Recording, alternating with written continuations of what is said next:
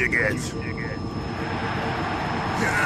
you dig it?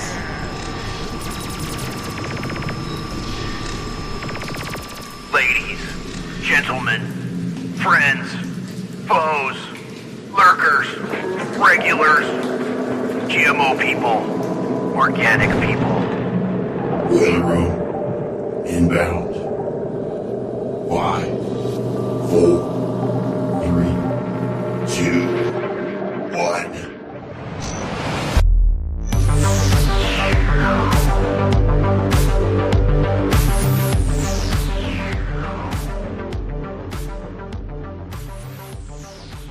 All right, here we go, ladies and gentlemen, friends and foes, lurkers and regulars. Welcome back to the Boiler Room. It is Friday, December the 5th, 2025. And as I noticed last week, we're running down the clock here on 2025. So last few Boiler Rooms of the year.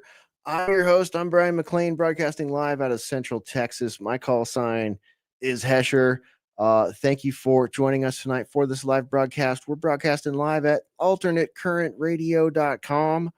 Most importantly, go to our website, alternatecurrentradio.com. Show page is up. Live player is embedded. The live Rumble player is embedded on the page. Share that around if you want to help us kickstart the show. If you're watching on X or wherever, go to our show page and share that around, or share the stream right whatever platform you're on. We're on Rumble, X, and YouTube tonight, and it's a pleasure to be back with you here in the Boiler Room. The Social Rejects Club meets once again to break down the events of the week. We did a little bit of a pregame discussion tonight, and we've decided unanimously that the news sucks. It just sucks, and we don't like it. And we're hearing from listeners and viewers saying, hey, we love the show, but the headlines suck. Well, guess what? We don't make the headlines. And you're right. They do suck. So, what can we do but embrace the suckitude? So here we are for some suck embrace, current events, culture, all that good stuff, psyops. How to protect ourselves from this onslaught, this absolute torrent of garbage and bullshit and dumpster fires, just coming at you. Boom, boom, boom, boom. Dumpster fire, toxic garbage waste. Yes. Mountain of plastic, you name it. Health crises. Here you go. Here's 2 servings of those. So happy holidays. Welcome to the Boiler Room. I'm going to bring Mystical Pharaoh aboard here. He's joining us next. Mystical Pharaoh jumping into the Boiler Room. What's up, Mystical Pharaoh? Welcome to the show. How you doing? I'm good, man. How are you? I'm great. I'm not letting this bullshit get me down anymore. All these globalists and psyopers and all these turds out there can do what turds should do and get flushed right down the turlet. So it's great to have you here with me tonight, Mr. Pharaoh. Thanks, man. Yeah, I mean, they can try to control everything around you, but you should not let them control your soul and your spirit. So That's right. They can fuck off. That's right. And your emotions, man, we really need to get rid of the emotional trauma. The trauma-based mind control is, it affects even those of us that know that it is aimed at us and that we need to protect ourselves from it. So it's that thick. It's like standing in front of a fire hose trying to get a sip of water. Yeah. Yeah. You just have to be... you just have to take care of yourself, and you have to make sure that you don't have any Hamas or Hezbollah around you. Otherwise, they will come and bomb you. Make sure your government is using your tax dollars to bomb South American countries so that Hezbollah and Hamas don't do bad stuff, right? That's right. Okay. We just want to be good Americans, okay? That's all we want. I mean, that's right. It's not that complicated. All right. Thanks for being here tonight, Pharaoh. Let's bring the Ruckus among us on the stage here. Ruckus, what's up? Welcome back to the Boiler Room. Well, hello there, boys and girls. Oh, we have some children's stories tonight. We can gather around the fire. Once upon a time, there was a ruckus among us, and the end. We all lived happily ever after. Yeah, no, we gotta like. The news sucks. Things are stressful. We need to like just relax, read a good book or two, or I used to be a fan of Franklin, but I've been traumatized lately. But maybe we'll discuss that. So I thought maybe we would celebrate the traumatization of our childhood memories with some more childhood memory traumatization. Maybe we can all lose our minds, disassociate via MK Ultra or something, and go down the rabbit hole and have a good time, right? Right. Maybe it'll turn into a Netflix series or something cool. Yeah, I mean, we ruined food last week. Why not ruin childhood this week, right? I take no responsibility. I had nothing to do with this whatsoever. Yeah, again, we did not create the zeitgeist, my friends. Unfortunately, we just are swimming around in it with you. It's wonderful to see our friends in the Discord and in the comments sections, in the live chats on X, Rumble, and YouTube. Thanks for joining us for the live show tonight. One thing I got to apologize to our D&D friends. When we decided we were going to try the show, regular show time to be Fridays instead of Thursdays, most people were like, yeah, cool. Cool. I don't have to wake up on Saturday. Like 90% of people. And then I started to realize after a couple of weeks, our D&D homies. Oh no, our D&D homies all have scheduled games on Friday nights. So to our D&D homies, we're really sorry. You may have been the ones that drew the short straw on the Friday Boiler Room. We did not realize, we could not have factored this in because unfortunately we're not invited to the D&D games. So we have Friday. I can make it up to them, and I'll make a D&D themed image for next week's show. All right. Would they show up if I did that? Maybe D&D and BNR. Okay, let's do it. D&D BR next week. We're not going to talk news, current events, politics. We're going to talk, wizards and spells and cool soundtracks to listen to while you do your tabletop gaming. All right. I mean, maybe at this point you might be half right. I mean, we have technocratic jerks who think they're technological wizards. Right. And then, of course, we don't have tabletop games. We have tabletop exercises that we could be discussing because they like to do that. Right, Hesher? Yeah, like Event 201 and their games involve war. They do play games. Let us not fool ourselves here. Yeah, like we could talk about Event 201 tabletop games, Cyber Polygon tabletop game. There's all kinds of them going on. And I mean, you thought your D&D night was, lush and well-funded and, comfortable. Well, try going to Event 201, tabletop gaming. Woo! I mean, most of you know what that is, right? You know what I'm talking about. I'm not going to relitigate that one, but I'm pretty sure most of you know exactly what that is. If not, you should look it up. Same with Cyber Polygon. They're both worth checking out, but, maybe that's more art. My favorite part about the 201 was how in the video clips that they made for the 201, they used some of the actors that they then used in the alleged real thing later on. I'm like, hey, look, they're playing the same part in both the exercise and the quote unquote real thing. Isn't that great?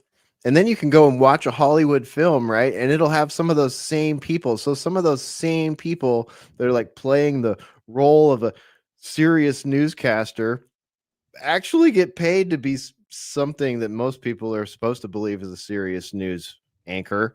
But here they are. They've got an IMDb. They've been in a Hollywood film. They've, performed for Event 201 or Cyber Polygon or some other such tabletop globalist game, if you will. Games. Can you believe that? Think about the way we talk about games. I'm shouting out our D&D homies tonight. Like the globalist, turd, Atlanticist, imperialist motherfuckers, they're literally out there doing D&D with our lives, coming up with shit like lockdowns and mandates and stuff like that. Isn't that amazing? I don't know, man. I don't know. All right. Well, let's jump right into it. We started kind of late tonight. I don't want to, belabor it. What do we got to talk about tonight, boys? And let me start with Pharaoh. Pharaoh, Tell me one thing that happened this week that made you think, I hate the news, I don't want to do this, or that enrages me, or that excites me. Do you got anything in one of those three very general categories that hit you this week? Well, when I saw today that Trump basically took the FIFA World Peace Award, I didn't even know such thing existed. Is that like FIFA, like the Like soccer? FIFA World Cup Peace Award. Here. Let me pull the tweet that I just. No, So hold on. He's speaking the truth, Hesher. Sports ball, football in particular for our I posted the link here across the sea. Pull that up. They have a peace award. You've got to be kidding me. They do now. They made this up just to for Trump, just to suckle at Trump. Okay, so be sure and follow Pharaoh on X so that you can see stuff like this as he puts it out. Hit the notification thing. He's at Mystical Pharaoh, but he posts. Wait, go away, Grok. Why is Grok messing with me? Trump is so desperate to get any title. What peace? He is trying to start another war with Venezuela, and he's reposted here the White House. Dude, the White House social media posts are so bombastic and ridiculous. It's just like, wow. I mean, let me find the original tweet. Was actually the. Okay, so the FIFA tweet or the the FIFA tweet, the FIFA. Okay, tweet, so FIFA World Cup. So okay, let me read this first. At the White House says at White House, peace president with the little dove, and then it says at FIFA World Cup, President Gianni Infantino awards President Donald J. Trump with the inaugural 2025 FIFA Peace Prize dedicated to an individual who achieved exceptional and extraordinary action to promote peace and unity around the world. Okay. Yeah, here is. I posted the link. Was the video of Trump himself in it? Okay, let's see here. So Trump, he did not get his Nobel Peace Prize, right? That went to a CIA agent managing this coup, this potential war we're supposed to get into, I guess. But Trump, let me make this a little bit bigger, has been awarded the inaugural FIFA Peace Prize at World Cup draw in Washington. Trump, wow. There it is right there on the screen. Is this our video, dude? Yeah. All right. Let's give it a shoot. Please welcome the very first winner of the FIFA. Very first winner. The 45th President of the United States of America, Mr. Donald J. Trump. Please.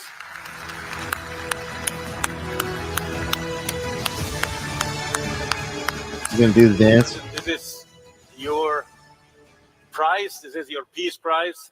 There is also a beautiful medal for you that you can wear everywhere you want to go.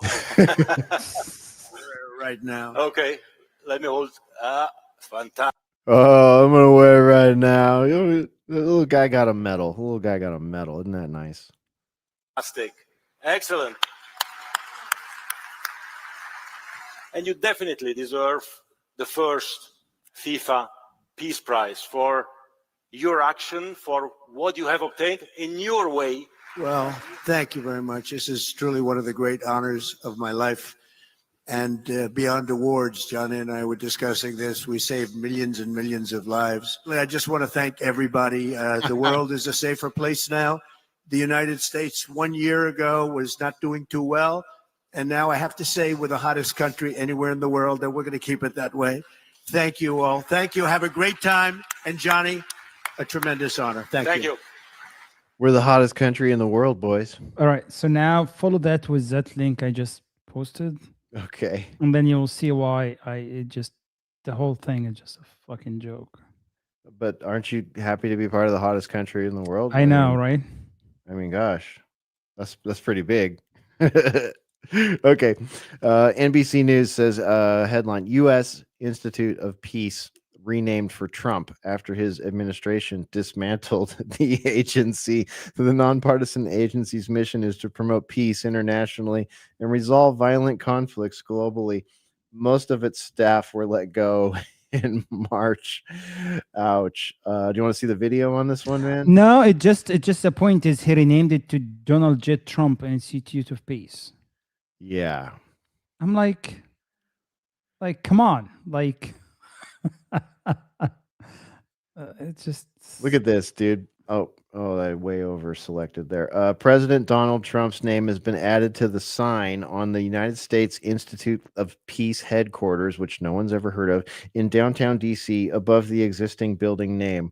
Oh, how lovely. The State Department's X account also shared a photo of the new facade on Wednesday. Facade's a great word for it. In a post that Trump called, quote, the greatest deal maker in our nation's history. Okay, so in this post they called Trump the greatest deal maker in our nation's history, quote unquote, an apparent reference to his work to end multiple conflicts around the world. Okay, big quiz, everybody, big quiz in the chat, in the comments. Which conflicts did Donald Trump end? Can someone fill me in? Asking for a friend. Just list them. I think he's claimed like 7 of them. Let's just start with that. We'll start with that question for the gallery here. The correct answer is none. Oh, black pill right out of the gates. Oh, shit. The Ruckus Among Us drops the black pill bomber. We got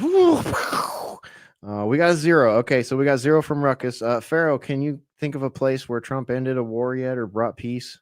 nada. Okay. I'm going to just do what he does. I'm going to make up some random places people don't know where they are, mostly. Some random country in Africa, some other random country in Africa, and some Middle Eastern country that you probably don't know where it is. How about that? Yeah, that sounds good. about right. He tried to take credit for a bunch of shit that I don't even remember what he tried to take credit for. Congo, I believe, was one. Yeah. Let's see. Maybe I can find the clip. There's a brilliant clip of Trump ending wars. There's so many. Wow, that brings up a lot of garbage. But what do you know? Most of these are about Ukraine. Is that one over? Did I miss something? Is Ukraine over? Just no? Okay. No.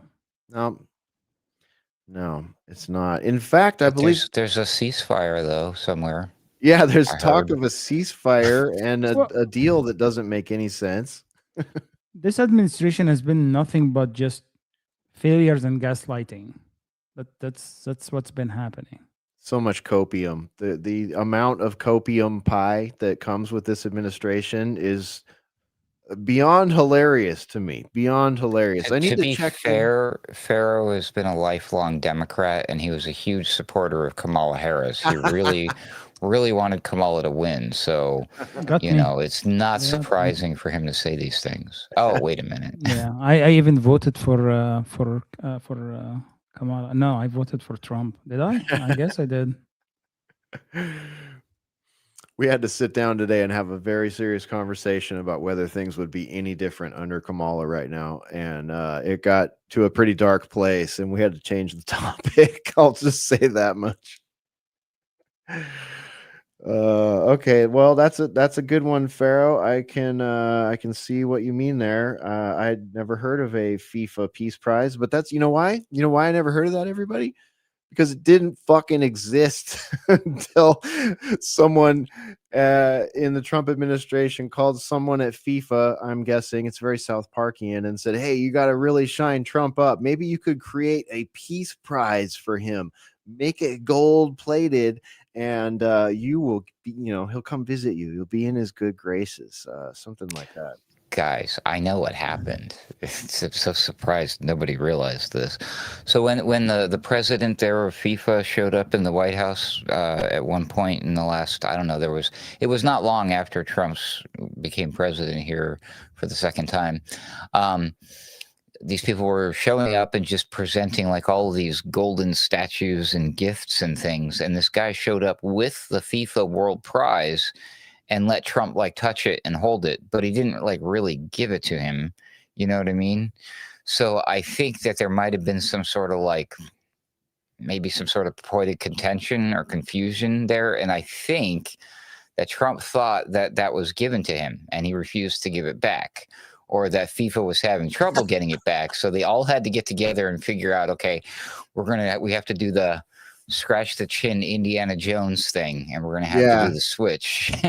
Because you look at the prize that they offered him, and boy, it looks a lot very similar to the FIFA World Cup prize, almost like they cast from the same mold. But yeah, I mean, what a giant, like, I mean, I'm sorry. I mean, a little kid would be like, you show this to a little kid and be like, okay, little kid, what do you think this looks like? They'd be like, well, excuse my French, sir, but it looks like these people are sucking off Trump.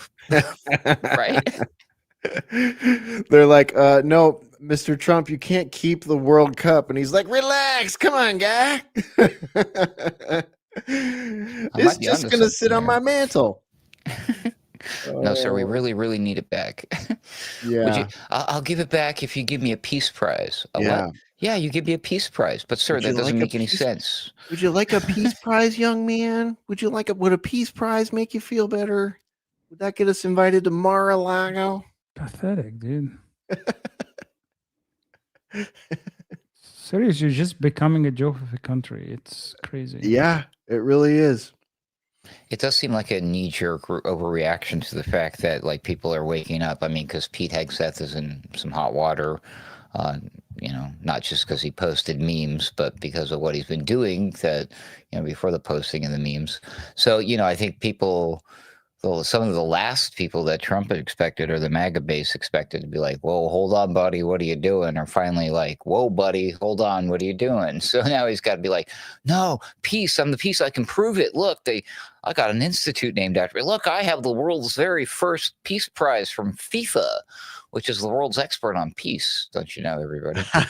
Because usually after like a big heated game, we witness nothing but peace out in the streets to celebrate when your team loses or wins, right? Usually after these soccer games, it's nothing but peaceful, isn't it?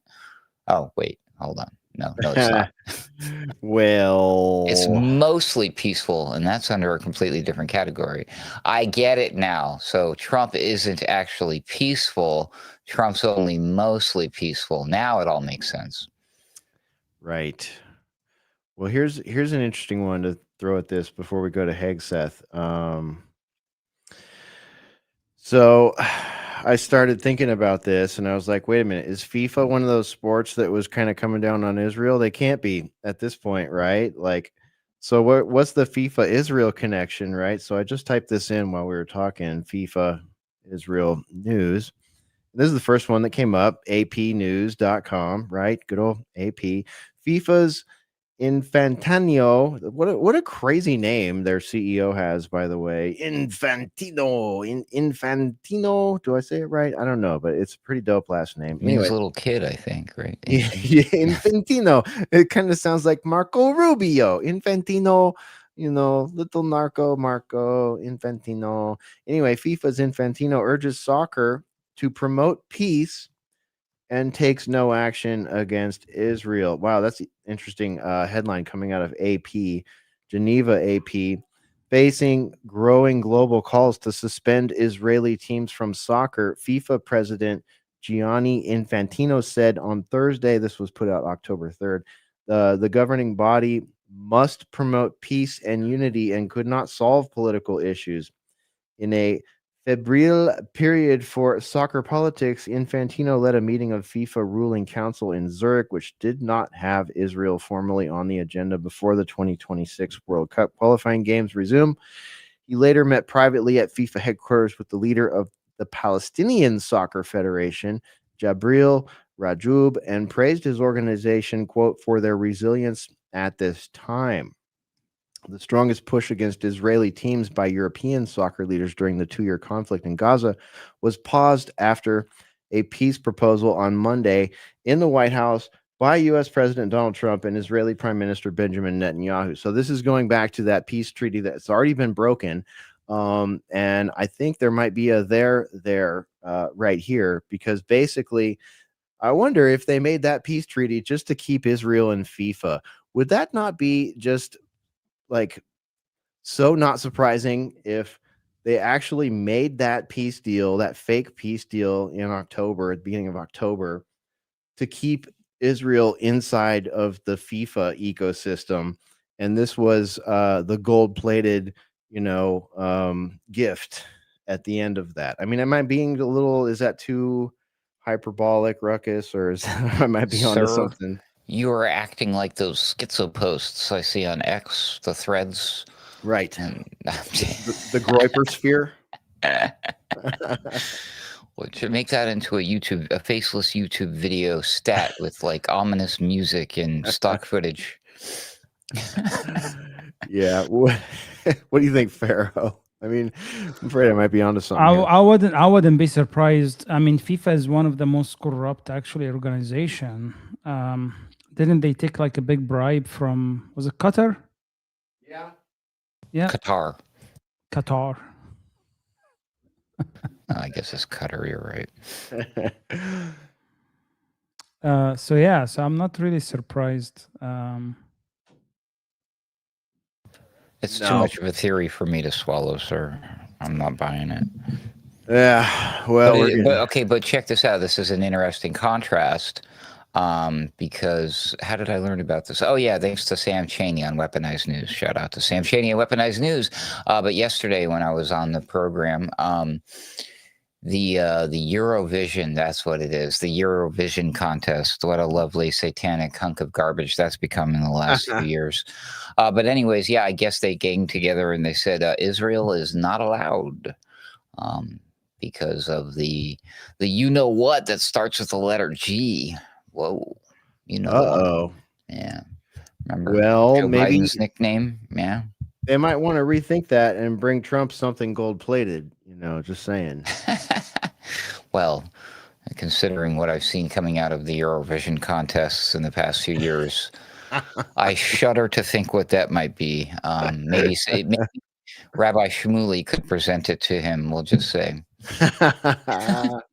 And it would definitely be gold-plated. Trump, we present you this lovely, kosher, gold-plated butt plug. It's got Bluetooth. It's teledildonic. You're gonna love it. It'll mix well with Could you your. imagine like a golden if you dildo just sitting on the desk that somebody gifted Trump? I hope it happens one day. Yeah, sound like something what South Park would put in their show. There'd be an Israeli listening device inside that cock. And if he did not listen to us, we'll blow your asshole. That's right. We tried to warn you. This turns into that scene from Man on Fire with Denzel Washington. Yeah, dude. It was a pager though, right? Or something. I don't remember. Mm-hmm. All right, so we mentioned Pete Hegseth. Let's transition to Hegseth here. So Hegseth, we talked about it on Sunday Wire this week. Ruckus, myself, and Patrick Henningsen talked about Hegseth ordering a second drone strike on a Venezuelan boat designated as a quote-unquote narco boat, which had 2 survivors hanging off of it after the first strike. And apparently when you're the Secretary of when you're the Secretary of War in the United States, you get the final say, I guess. You can say, hit it again, fuck those guys, blow them up. And that's what he chose to do. So there's been some little bit of backlash. Some people kind of thought maybe he was breaking, I don't know, Geneva Conventions, rules of engagement, war crimes, that those kind of words start flying around on the interwebs. We didn't say it. We're just here to report what we saw. A lot of people saying that. A lot of people saying these things. So a lot of people not happy with Hegseth right now. Ruckus, what did you hear about this? Anything new since we spoke on Sunday about this? Yeah, you could say that. So in the heat of all the pressure, like legitimate, honest to God, like, okay, this is not people being political here. We're just asking questions and stating things. Hegseth doubled, tripled, quadrupled down, and then he did the thing, which is now probably going to go down in history. What thing is that? Well, in case y'all missed it, Pete Hegseth on his official blue check marked X account, or not blue, he gets the gray. He gets the gray check mark. I don't know what that means, but he did this where he made fun of the whole situation by taking a children's book series, Franklin, the turtle there, and he did Franklin targets narco terrorists, and well, needless to say, the dude got rather ratioed in the comments, and the media went nuts over it. Politicians had to come out, countries had to come out, normal, decent, loving Christians and people. He said, for your Christmas wish list, they all had to come out and say, whoa, hold on, buddy, what are you doing? So that's where we are. I think it even surprised Patrick Henningsen, because I saw him posting about it too. Like, can you believe this guy? Yeah. And then I don't know if this is true or not. I think this is fake. But there's a meme, or at least, or a fake AI video, or if it's real, God, I hope this isn't real. But allegedly in the video, you see Pete Hegseth taking a picture of the meme in a framed picture and putting it up outside the building, the office where he works, or wherever it was that not long ago, in the very same fashion. So that's why I think it's fake or AI. We saw him put up he changed the name of the department from the Department of Defense to the Department of War with this brass plaque on the outside or whatever. You know which video I'm talking about. So I think they took that video and just made it look like he was putting up the Franklin meme. I don't know. But I wouldn't put it past this guy to put the Franklin meme up on the outside of the building, because this administration is not a serious one at all. And look what they're doing. You know, we the people are allowed to do this kind of shit, because whatever. What other option do we have? What option do they leave us? This guy is literally just he literally murdered a bunch of people. We're up to like 80 now. So out of that 80, how many of them ultimately how many of them arrived at the pearly gates there in St. Peter was like, yeah, sorry about that, bro. That Hegseth dude. What can you say? Like, right? we're really sorry We're about that bad. guy. We know you were innocent. Like, how many of them were innocent? How do we know? You know, and for every single one that was innocent, they were murdered. And you know, when you play this chain of command stuff, guess who's responsible for that at the end of the day? In this case, it's Pete Hegseth. And believe it or not, it goes further up that ladder. This is where the shit rolls uphill to Donald Trump. So, you know, by Trump and everybody around him and the administration and everybody and everything, by not doing or saying anything about it, they're complicit in this. I don't know. They're conspiring together to commit war crimes. Is that a bit too much to suggest? We have to assume that he's carrying out Trump's wishes, right? I mean, as you know, voters and people that understand the chain of command and all that stuff, like that's a fair assumption. Am I wrong? I mean, Trump still insists. I mean, and again, like Patrick points this out, they've like invented a new term, narco terrorist, whatever. yeah, the narco terrorist. Okay. The mainstream news, when they report about it, they have to use the inverted commas with the little single whenever they say like narco terrorist, because it's not a thing. Yeah. Right. I mean, like here's a great example. If you're watching us, you can see this. This is Pete Hegseth having reposted a Department of Homeland Security post. And what did they post? They posted 2 memes. Here you go. There's one right there. You've got a SWAT team squad or an ICE squad of some sort. Yeah, police ICE patches and branding and badges, multicam, ballistic shield. What's on the ballistic shield? Well, Christmas lights. What's on the tactical helmets of the police/ICE raiders? Santa Claus hats. Okay. This is the kind of jokery that is coming out of your government right now. Here they are with their MRAPs all, decorated like they're holiday vehicles or something like that. Is this the holiday vehicle you guys want to see? Look, there's a guy with a fucking 44 Mike grenade launcher right there, right next to the guy with the Merry Christmas ballistic shield. So this is what Homeland Security thinks is cool.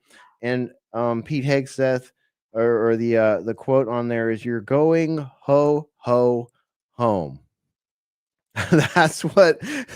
So this whole like, I'm sorry, but you and me and these guys on the show and our colleagues and many of you out there on X and whatnot, we are the people that brought the meme war to the forefront in 2015. We are the people that have been fronting the pointy, bloody edge of the meme war for the last decade. And we had to do that because it was the only way to get through to some people, especially you young people, right? And it was working. It was great. The non-progressive cluster of folks, which is a big Venn diagram, loved the memeing and had a lot of fun in the meme wars of 2015 to 2021. But now I guess the Trump administration and the flunkies, A&R flunkies and PR flunkies that manage all these influencers and politicians. Is there a difference between them now? I'm not sure. They're stealing all our memes. They're stealing our meme war arsenal, and they're trying to do politics via memes. That's what that is. You're going ho ho home and a photo shoot with a bunch of guys in multicam and Santa hats ready to kick your fucking door down. Are you kidding me? This is the level we're at, Mystical Pharaoh, and it's depressing. Well, you guys said it right. They are not a serious administration, and honestly, it's they can't fucking meme too. It's just They can't even meme it's right. lost it's not funny. It is not 2016 anymore, right? This 2025. People have no appetite whatsoever for jokes or meme, to be honest. Right now, people can't even fucking eat or find, you know.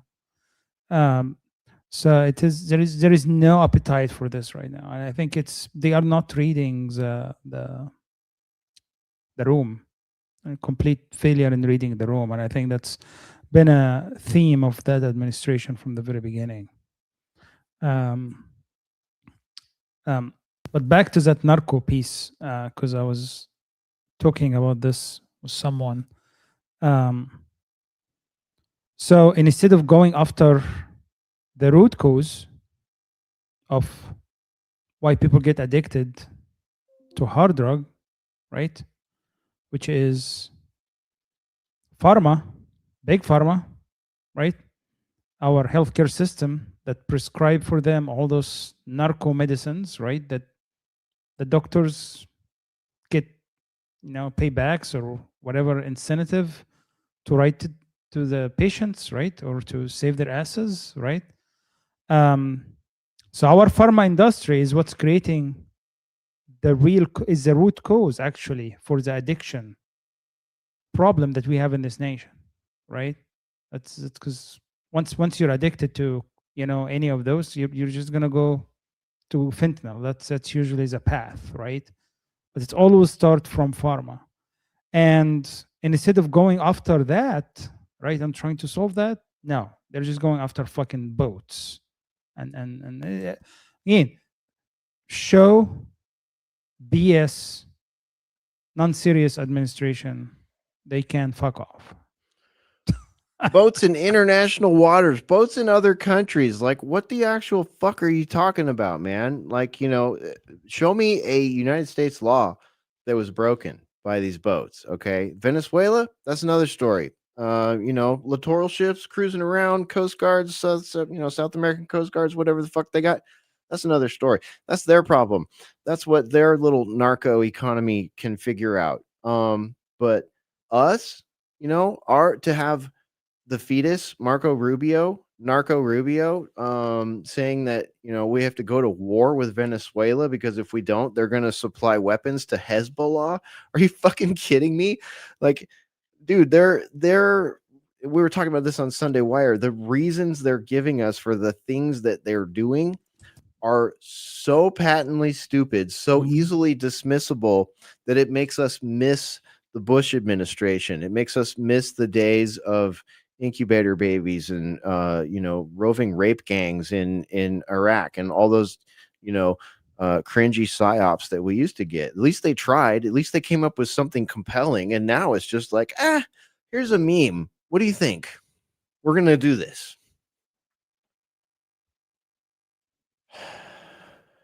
I mean, that's where we're at. I think that's pretty much where we're at. We'll give you some memes.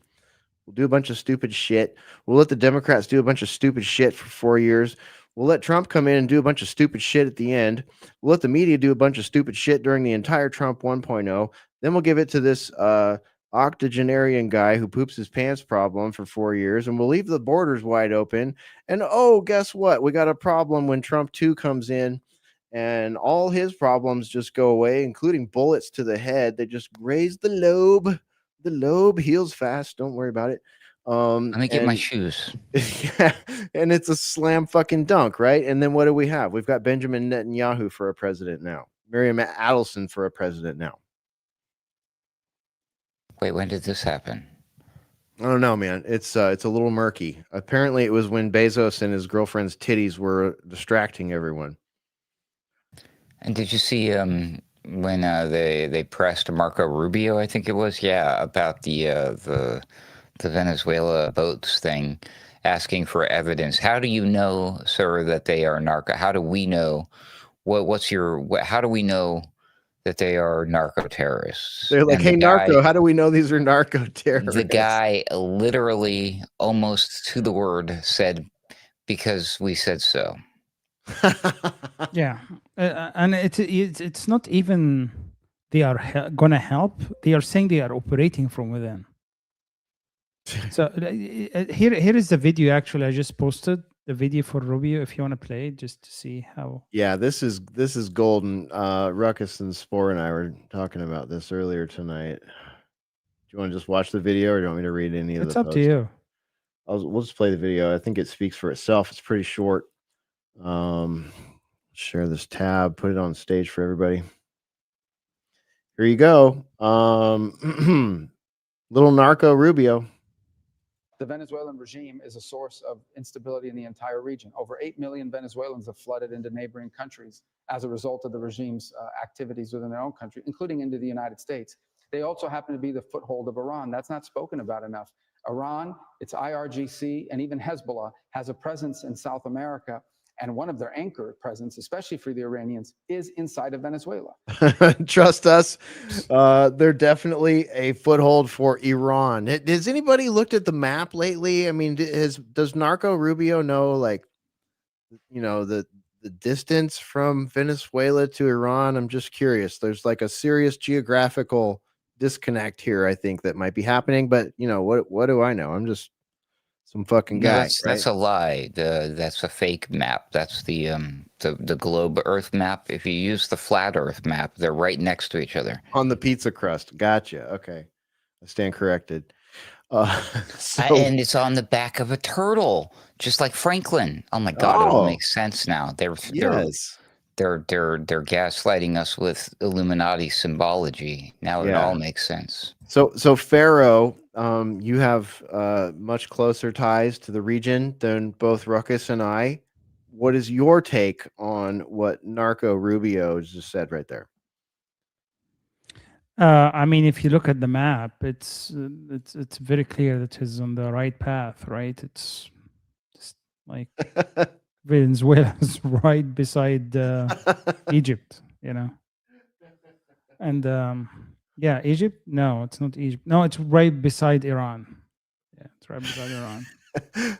I mean, it's their springboard. It's their foothold. It's their, it's their everything. What would Iran do without Venezuela? Is that a proof that the Earth is actually of the hollow Earth theory or flat Earth? Maybe. Dude, at this point, Hamas built them a tunnel system. I get it. Yeah, tunnel system through the hollow earth.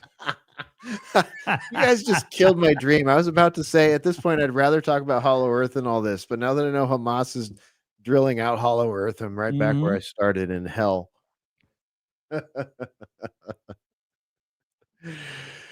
It's just a joke, man. Like the whole, like seriously, we lost. There is no institution whatsoever in this country that we have trust in. Like the people of US, other than just the boomers and the crazy people that still believe in any of those institutions, and then the entire world now see us as a joke. A joke. Like who's gonna take us seriously? Nobody. Right? And then, we were already there, like geopolitically. For anyone that was like paying attention geopolitically, we've been a joke for the last 11 years. We've been a joke since we funded the Maidan revolution. We've been a joke since Iran Contra. You know what I mean? It just kind of depends how old someone is, but it's like for someone who's really who's geopolitically literate, the whole Atlanticist imperialist bloc has been a fucking joke most of our lives. And it's like, I think people like us Gen Xers, it's like we kind of realized that we kind of knew that inherently growing up. Like I always kind of knew that inherently growing up, but there were certain pieces of the institutions that I didn't focus on. You know what I mean? It's like, okay, well, I'll just trust that one's working. Like, you know, our military, for example. Okay, I'll just trust that one's going okay. And then like the older I get, it's like, holy shit, it's not, it's awful. You know, this Medley Butler told me all of a sudden, oh my God, 11, 10, whatever. Holy shit. No, even that's broken. Another one, our medical system. I think that's probably okay, right? Growing up. Yeah, that's probably good. That's probably good to do what they say. No, that's fucking broken and weaponized against you too. So you know what I mean? It's just like this whole idea of institutions. I think we're fucking done pretty much at this point. At least Gen X is fucking done. Speaking as myself from Gen X, I'm fucking done. Like, you know, gave minor, like, had hope for Ron Paul in 2012. That was really the first time I was paying attention to or gave a fuck about who the president was or whatever, you know, who was in charge of this house or that house. It was like, okay, Ron Paul, this guy says stuff that I can, you know, as a newbie to having an interest in politics, I get it. I got it. And Ron Paul was huge. Ron Paul should have won in 2012. If things were organic, Ron Paul would have won in 2012. Just imagine it, young folks. Ron Paul, this old guy running around doing colleges, bringing in 10,000 people, 20,000 people, right? And you know what? We had friends that were working that campaign. And you know what happened to the delegates at that campaign? They got literally locked out of the vote. Okay? In multiple states, literally locked out of the room where the delegate votes were happening. So, you know, and he had a huge groundswell, and it was an anti-war platform.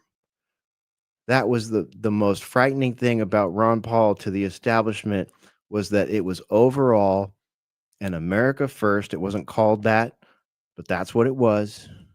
Anti-war platform, anti-foreign entanglement, anti-foreign aid, all that shit that people are now regravitating towards.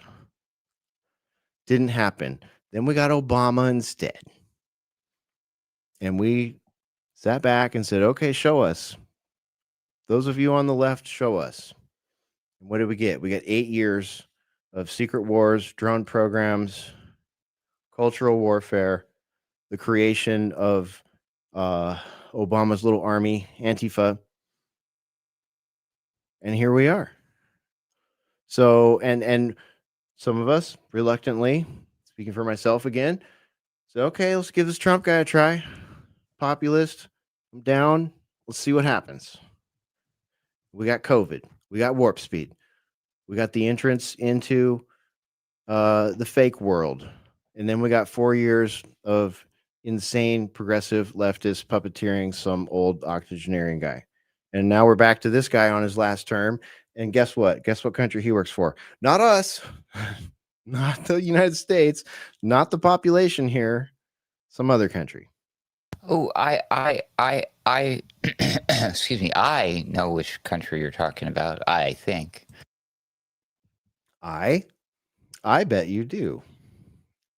I did not see that coming. It's India, right? No. Yeah, of course. Hey, Bazed-Lit Analyzer's dropping in. Oh, What's up, perfect. man? How He was can, your stream? What's up, y'all? What's can up, y'all? review- Just got off the stream. Yeah. he can Yeah. review some of my books. That'd be great. Okay. No. Oh, nice. Yeah, I was just looking at Franklin.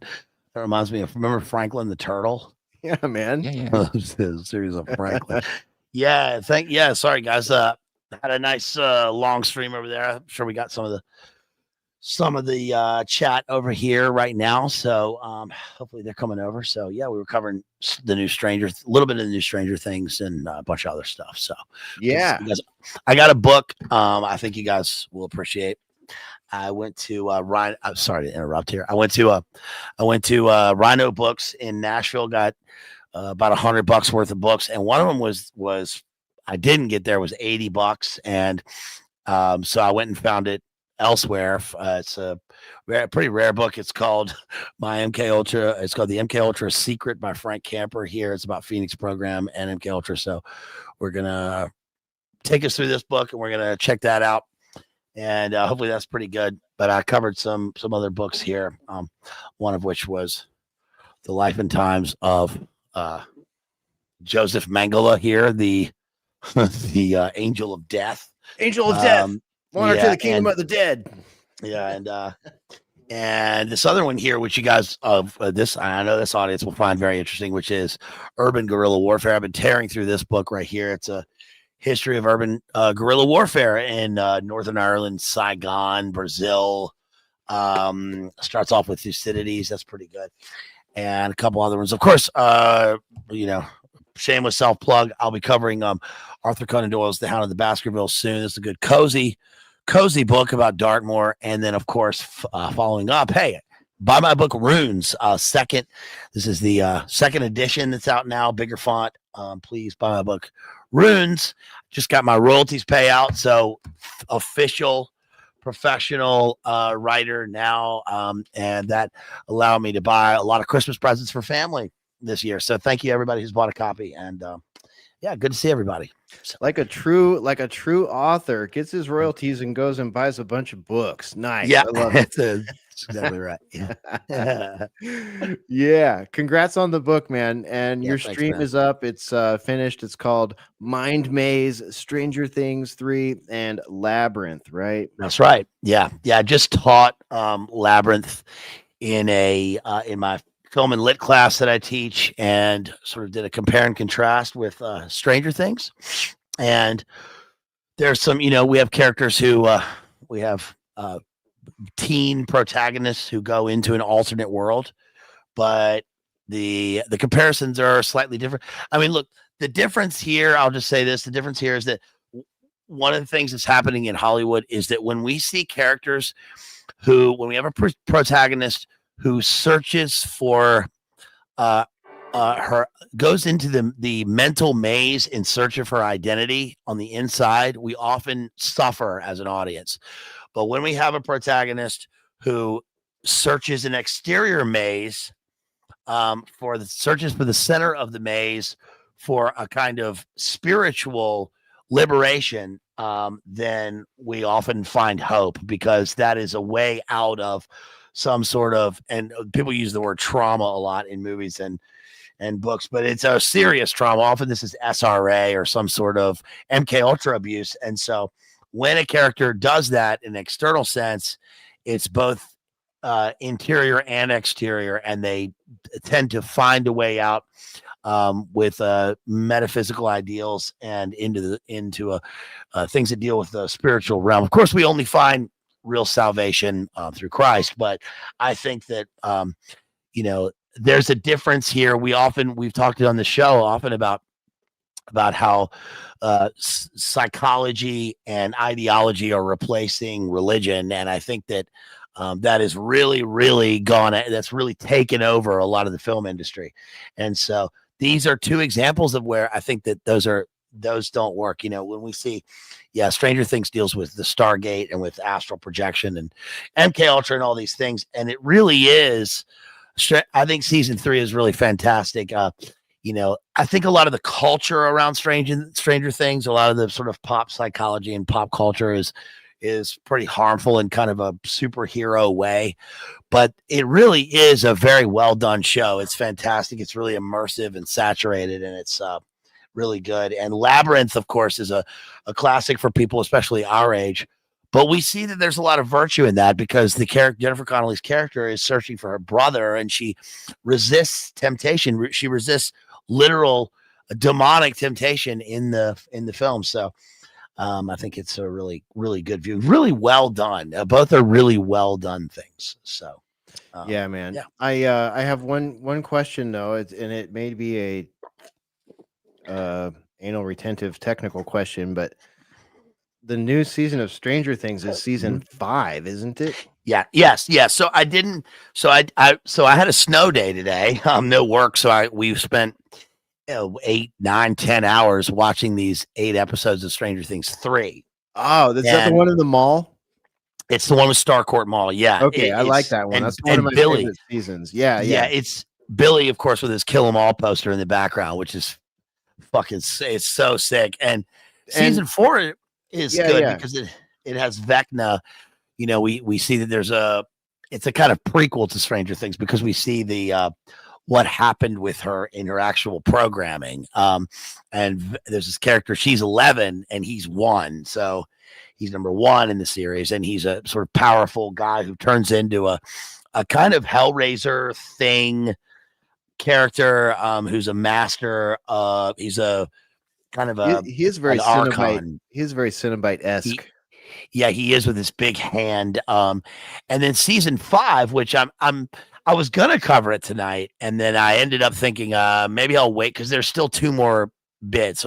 More episodes come out at Christmas, and then more on New Year's Eve. But I will say season 5 is I really liked. I was surprised that it came out, and I really liked it. And I'd forgotten how much it did. Yes. Did Christ teach based bad language? No, he did not teach me bad language. That's what I say because I, of course, am a sinner and live in a fallen fucking world. Excuse my language. And I don't try to cuss, but I am a human being, and I'm trying not to do that. Do you mind? Yes, no, I'm trying not to do that, but I'm also not the person to look up to as a Christian. Come on, I'm a fucking person. So, anyway, excuse me. Season 5 is very good. I really, really liked it, and I thought it was really well done. Also, I will say this: one of the best parts is it includes the character of Holly in Stranger Things 5. She's one of the main characters now. Was the main character in my friend Toby Harvard's movie Bookworm. That was the last thing she was in.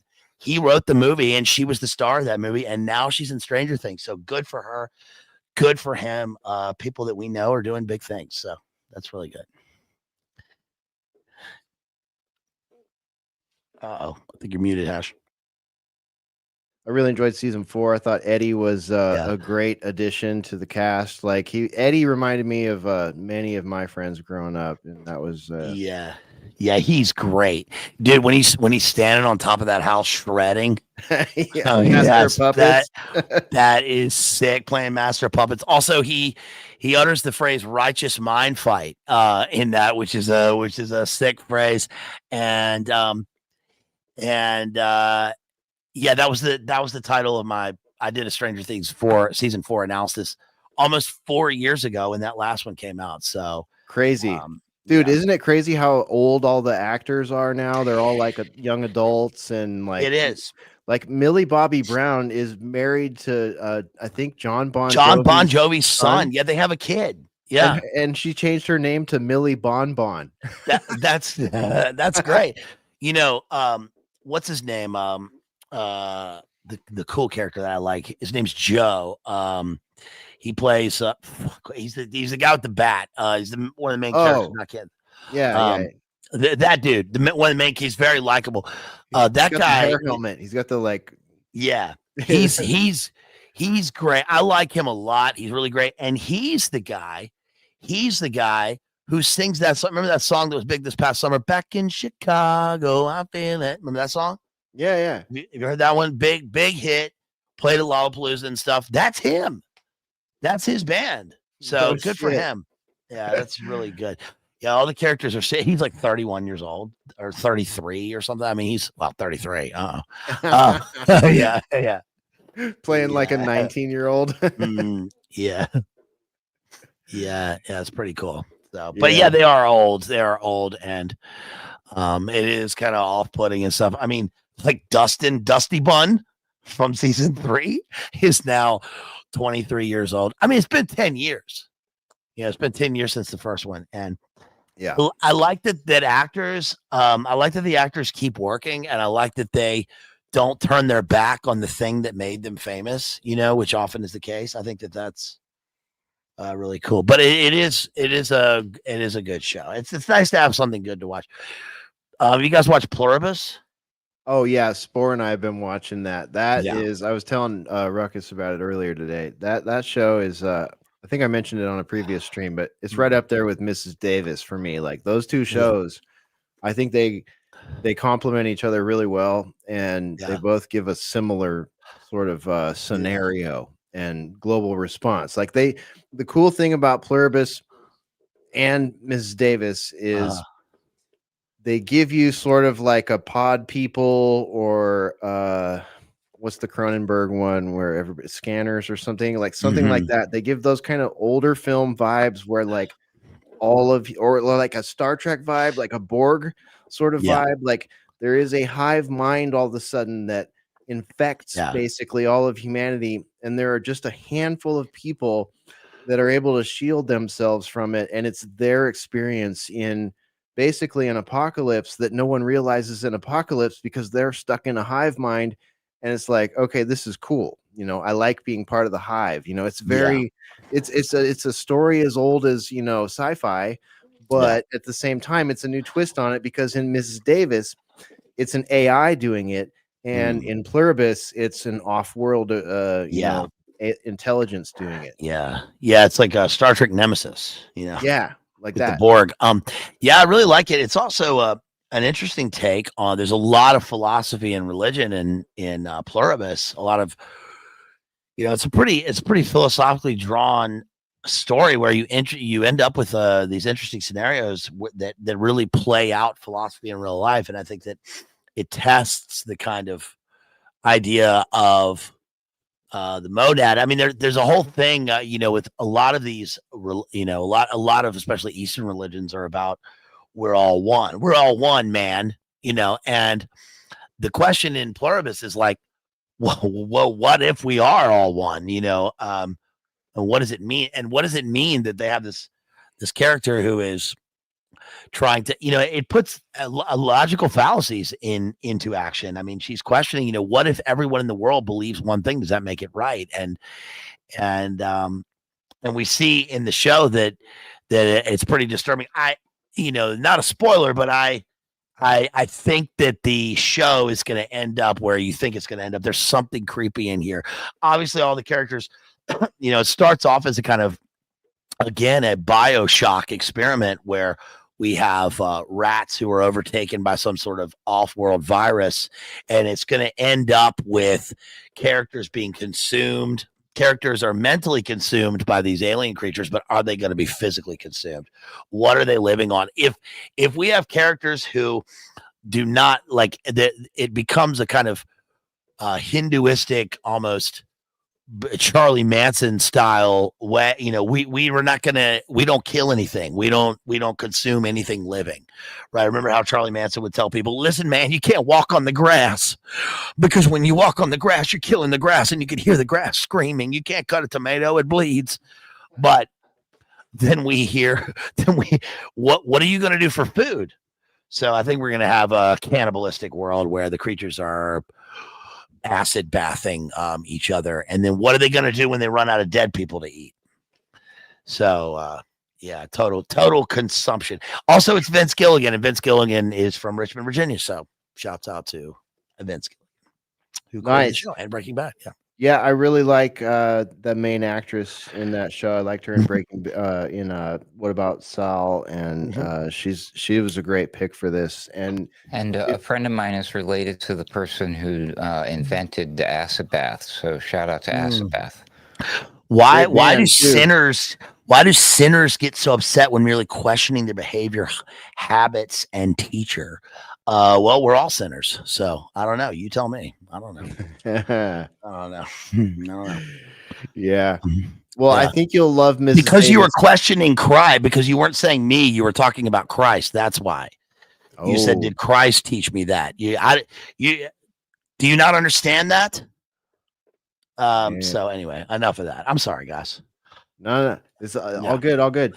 I think you'll really like Mrs. Davis when you watch it because it has it has even more theology sort of philosophy going on in it than even Pluribus does. It's really interesting because the main character is a nun who has put herself in a nunnery to avoid, all of the trappings of technology.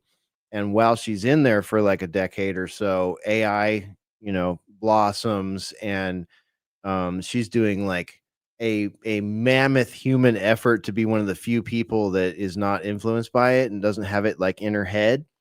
But she finds herself in a situation where she is in her head, and when she does go into her head, she's literally communing with Jesus, and Jesus is this like Hispanic guy that's like making tacos for her. It's this really odd character, but like her interactions and her avoidance of the AI, and ultimately like her being forced to interact with it, is sort of the whole crux of the plot. And I'm sorry to interrupt you guys. I know you were talking about some relevant stuff coming up right now. Something relevant. I mean, I will say one. We're talking about this guy right here, but we'll go back to that. Yeah. Well, I don't know if you guys saw, but Netflix is apparently bought Warner Brothers for $80 billion today. Oh shit! Really? So yeah. So that's relevant because that is going to transform. Apparently, I asked my friend who works in LA in this movie industry about this, and he basically said that it's not going to be obviously it's probably not going to be good.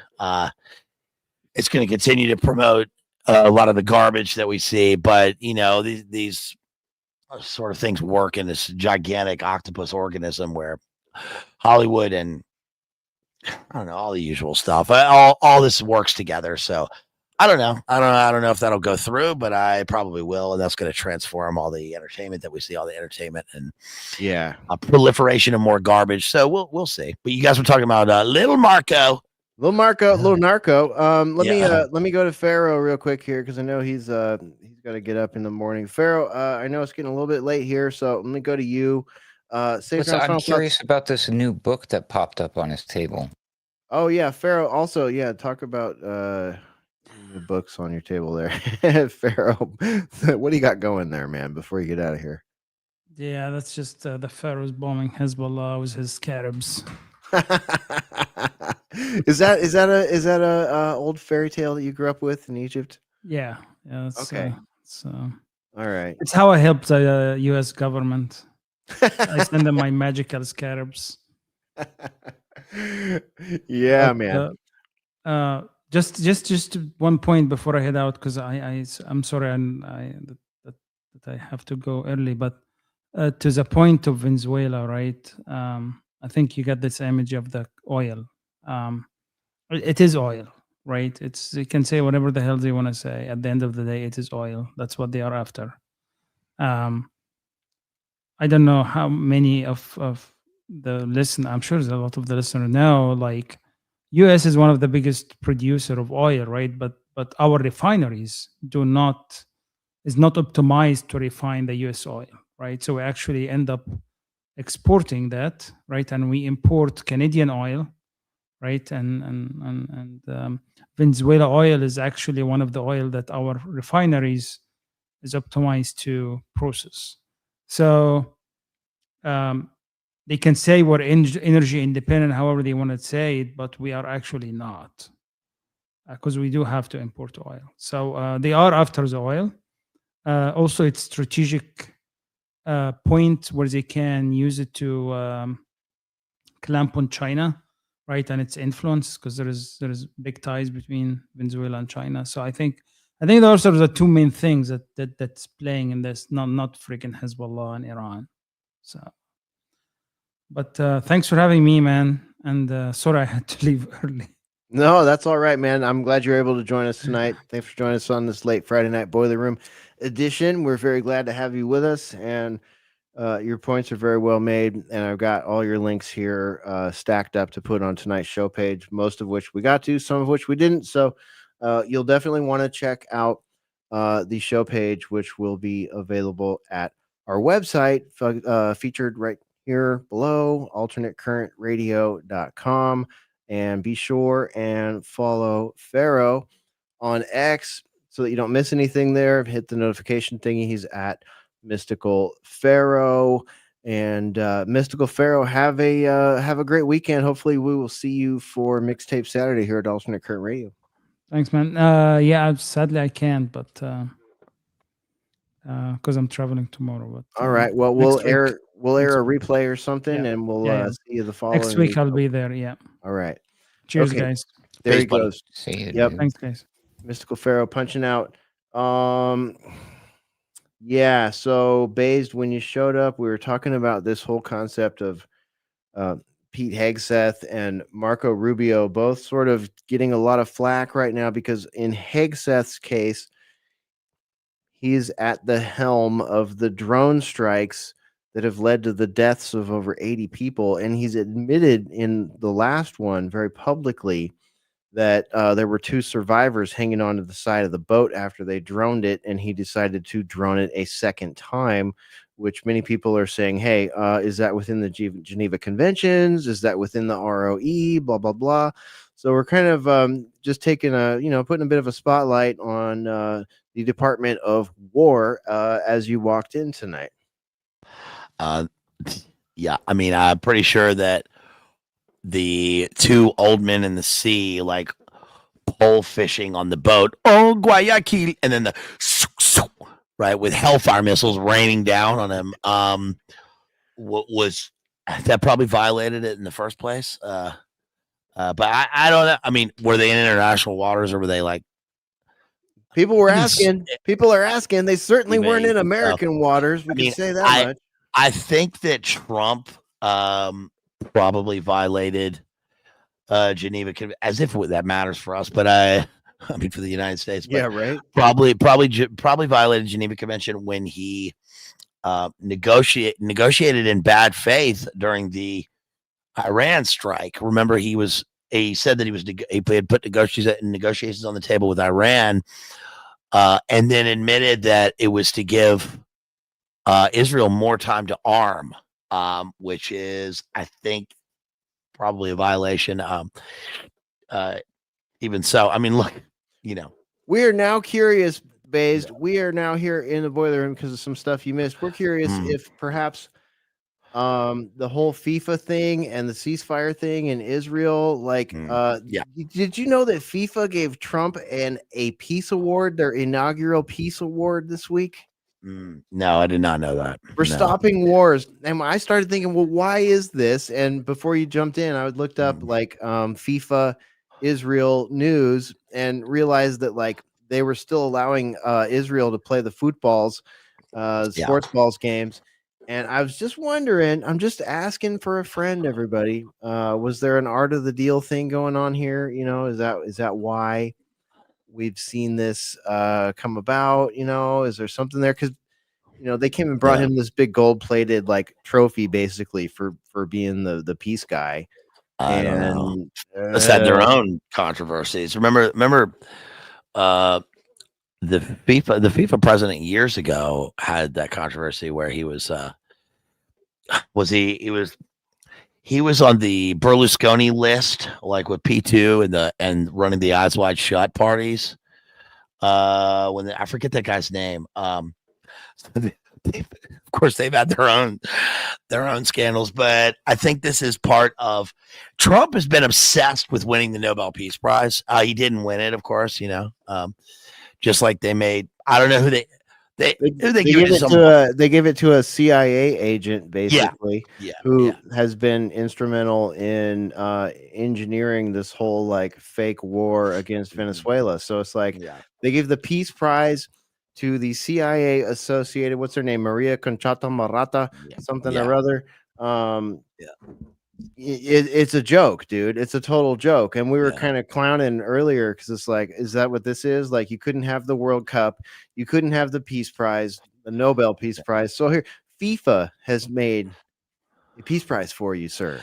Yeah. I've got a book here. I got a book here somewhere on FIFA and it's like FIFA and world peace, and it deals with FIFA as a kind of arm of international politics, as a kind of PR campaign, as sort of an Olympic sense. But I don't know. I think that great. I love that there's peace with the DRC and Rwanda. I love that Azerbaijan and these people are having peace. We want peace. We want there to be world peace. Of course, it depends on who's getting the oil concessions out of these things, or whatever it is. Yeah, absolutely. So Hegseth took a whole bunch of flack from everybody, including Ruckus, myself, and Patrick Henningsen last Sunday for this egregious, questionable act of murder? Question mark? I'm going to say question mark for the manual reviewers and the transcript bots. But anyways, so Pete Hegseth says, and this is what Ruckus informed me about while we were eating tonight. He says, essentially these rules of engagement, ROEs. Okay. Now, if you're in the military, you know how much importance is put on rules of engagement, right? Like, you've literally had people, if you're an operator, in your freaking scope and waiting for clearance to take a shot. Or if you're, flying a Apache helicopter, you're not just launching missiles at anything, right? There are rules of engagement. Okay. For example, if you're flying a military aircraft that has lethal munitions on it and you need to take out a target in a house, it's important that you go perpendicular to the house if it's in a suburb, right? Because otherwise you're going to take out 4 or 5 houses in a line, right? Because they're all next to each other. So you have to come this direction towards a house rather than this direction across them. Simple, geometric things like that go on. And more complicated things like that go on. Rules of engagement are complicated, and people train them. Our military trains them to make sure that they don't screw them up, right? To reduce collateral damage.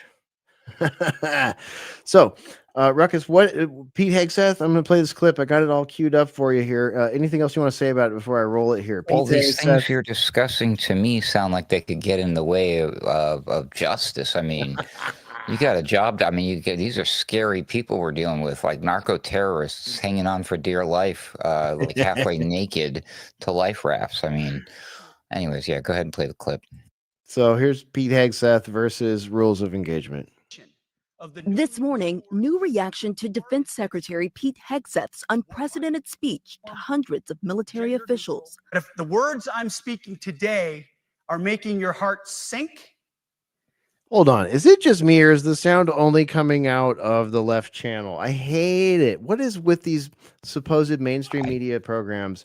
I only get the earpiece in one ear anyway, always, so I would never know. Dude. Always do this, dude. So annoying. What the fuck?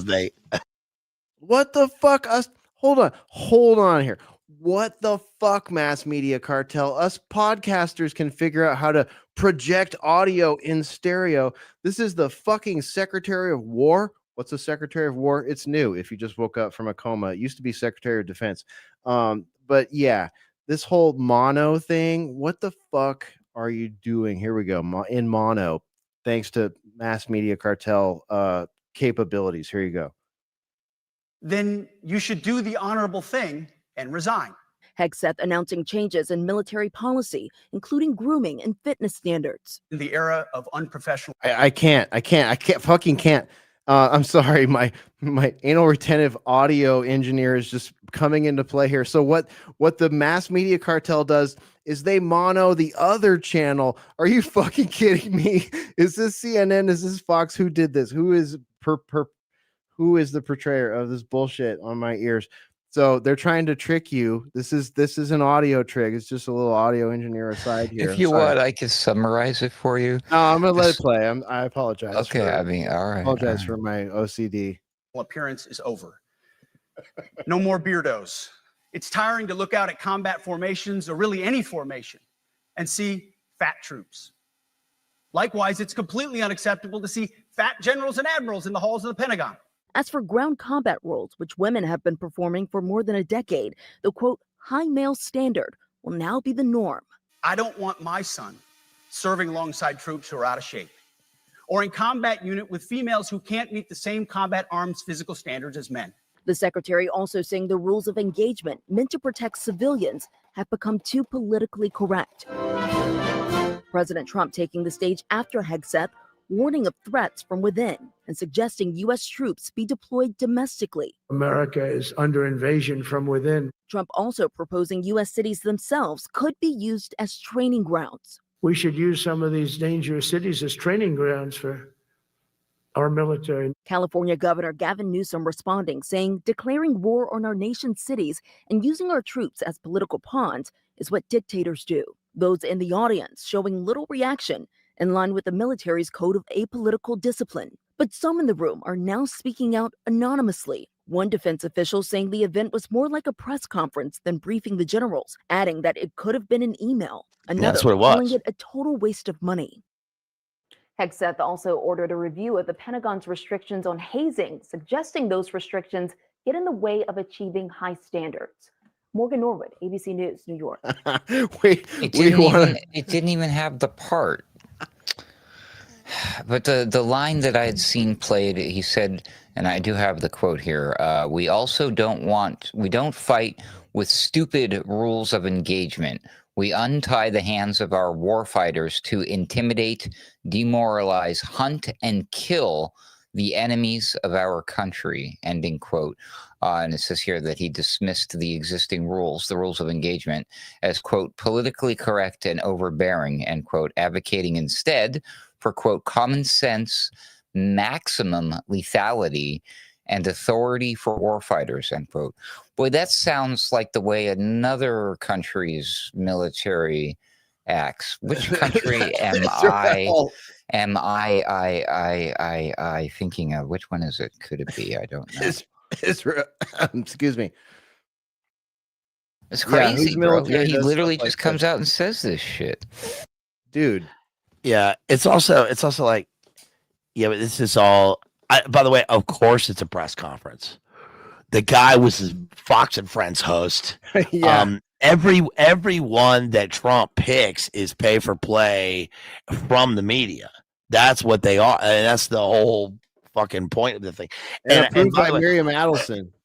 Yeah, and by the way, you guys were talking about this. I think last week, and I agree with you that we've been saying it for a while that Trump was funny. I mean, he was funny. He had funny shit to say and all that, back in the day. He is not funny anymore. He's not funny. He's not entertaining. He's not fucking. I mean, I think that the post, the Thanksgiving Day post was pretty. I did think it was funny that the press secretary called it an epic moment that had just happened. I thought that was pretty, whatever. I thought that's whatever. That's like but it's not funny. I mean, it's because it's not funny. It is too little, too late with this stuff. And all that's going to happen is we're doing this Venezuelan shit. And it's more extension of the war on drugs, as if the United States isn't the one running it. And they're just going to have more Venezuelans come in as a result of it. Everyone we go to war with, we bring over here afterwards. Fuck yeah. We have this community of people that we bring over here, and we just create this thing. It keeps happening. They, like the Vietnam, say what you will about Vietnam. It's like about being a massive war game and all that stuff. But it was an exercise in exterior war to prevent some sort of domestic trouble at the beginning, which ended up being that. I guess probably by design.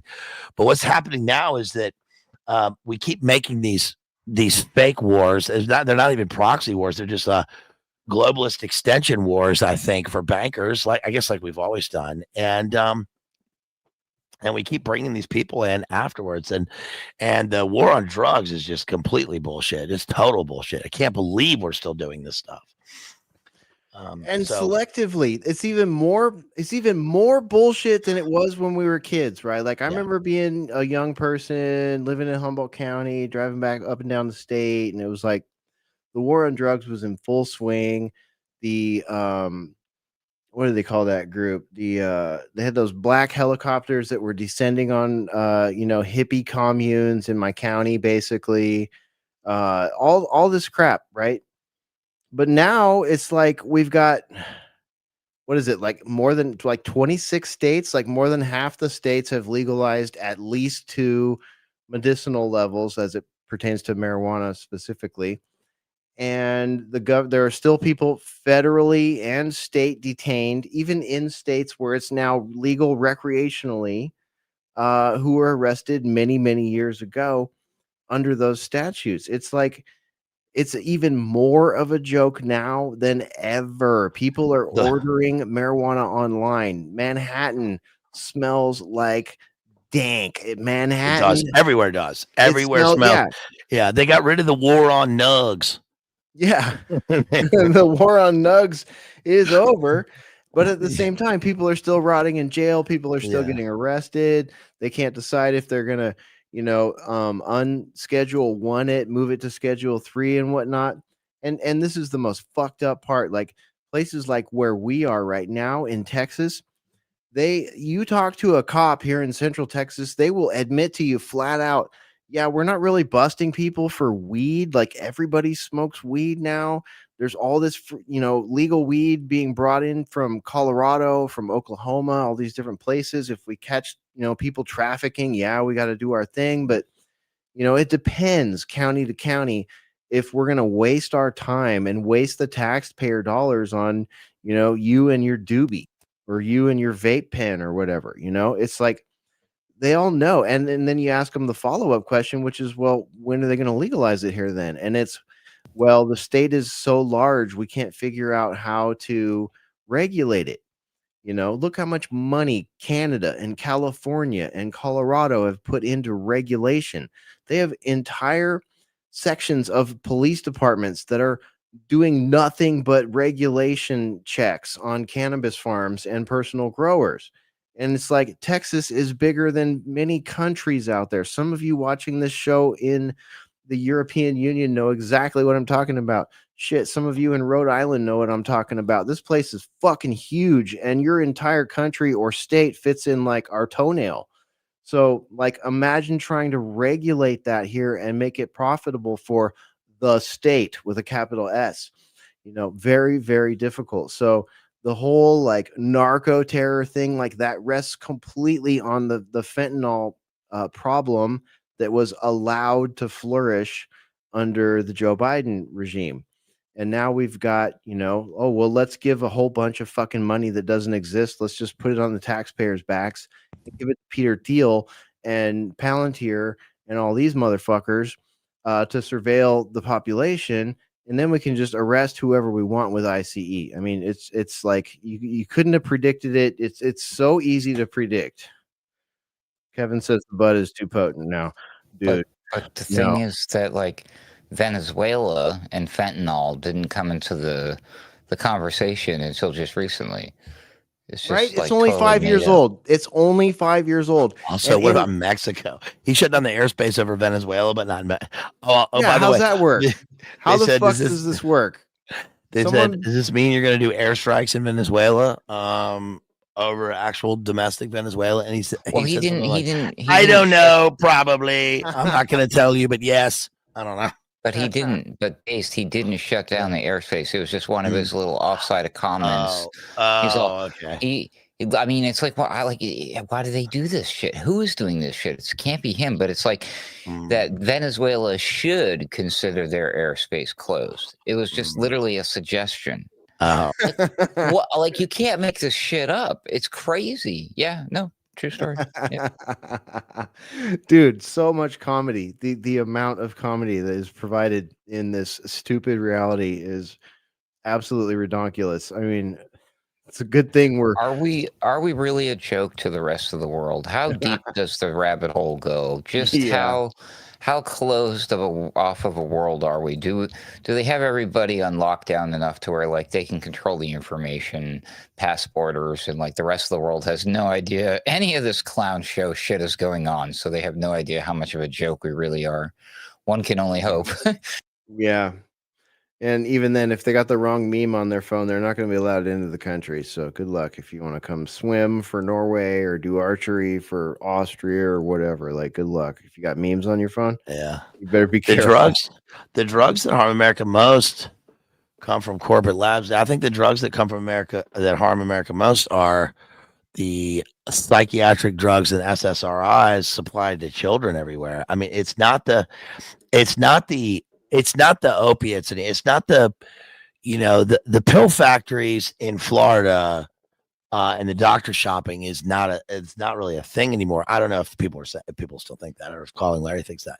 What I'm saying is that, remember when that was a big thing in the 2000s? Remember when Rush Limbaugh was arrested for for Oxycontin?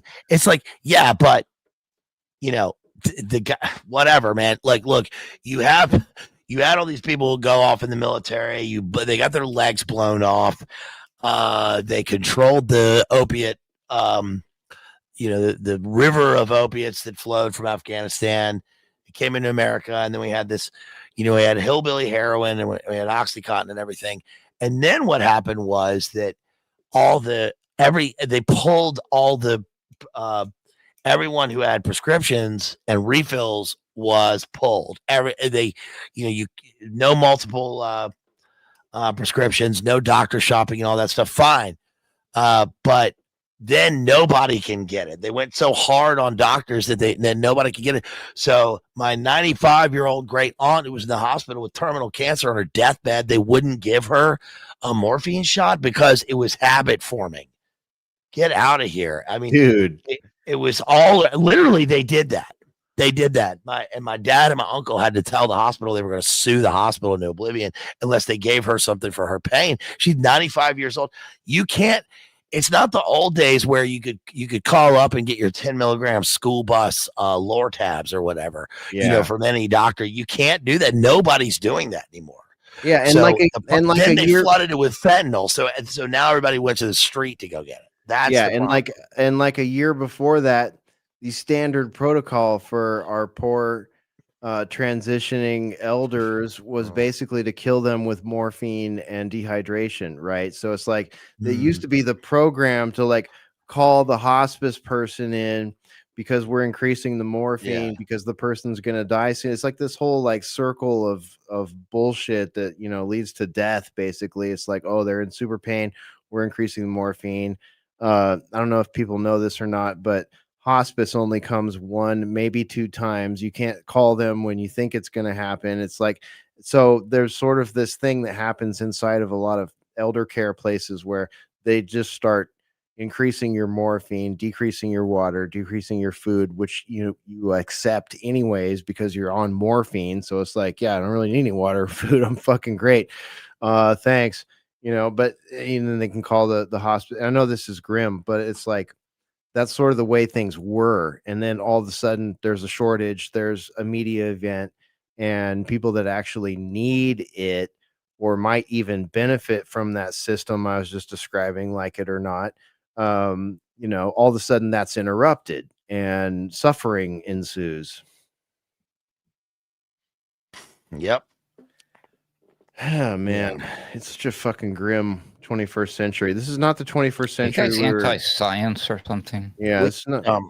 We had the 21st century we thought we were gonna get. We had Glenn Youngkin as the governor here. We had his wife come to town. To talk about her research into the fentanyl problem recently. Okay. Okay. The guy who owns the Carlisle Group coming in. So then they had so she brought some lady with her who was a like a back surgeon, head of the back surgeon, a hospital, one of the hospital systems, the head of it. And the lady was talking about how she regrets her decision to prescribe narcotic painkillers to her surgical patients because she was unaware of the dangers of narcotic prescriptions. Lady, what are you talking about? First of all, who's unaware of that? How do you be unaware? And second of all, so now I bet what you do is you give your patients back surgery and then you tell them, no, you don't need anything. Dude. No. Get out of here. Just I thought it was do no harm, so I don't know. And they just took everything away and now it's now it's just fentanyl everywhere. I guess fentanyl is in everything. Pretty much. And I mean, you start looking backward and it's like, oh, that was the thing behind Michael Jackson's death/murder. Oh, that was the thing behind Prince/death/murder. That dude from Friends, ketamine. You know what I mean? It's just like they all have a friend/doctor/drug dealer/fixer that get them these things, and they don't realize, especially like MJ and Prince, they don't realize the threat vector that they have created in their life by allowing these people to be supplying a drug that they think that they depend on. You talking about Jacko? Yeah, dude. Yeah. Well, Jacko had like 90% of his head burned in that Pepsi ad. So when they prescribed him Demerol, have you heard his song Demerol? An unreleased song. Yeah, he has a song Morphine. No, I didn't know he wrote drug ballads. Yeah, he's got an unreleased song called Morphine. I'm doing morphine. Called Morphine. I had no idea. Ruckus Michael Jackson, he went through the Howard Hughes and the Herman Goering thing, which is that they had their body seriously scarred from fire. So Michael Jackson's head was destroyed. That's why he had all the surgery, was because of the during the Pepsi ad when he was the pyrotechnic accident. Pyrotechnics, yeah. Young just like people Howard out there, Michael Jackson, when he was in his height, was burned badly while filming a dancing and musical video for Pepsi. Yeah, and it was apparently it was a lot worse than they made it seem when they did the skit on Living Color, making fun of it. Living Color. Yeah. But Howard Hughes had the same thing when he caught fire in that airplane. And then Herman Goering, of course, who was addicted to Eucadol, morphine, had it when he was downed in I think a burning airplane. He was the top fighter ace in Germany. He took over after the Red Baron was killed. What's his name in Germany? But anyway, they all had the same thing. They all became they were all prescribed the hardcore injectable narcotics because they were in constant searing pain for this stuff. Prince, I don't know about. I think Prince was just on drugs.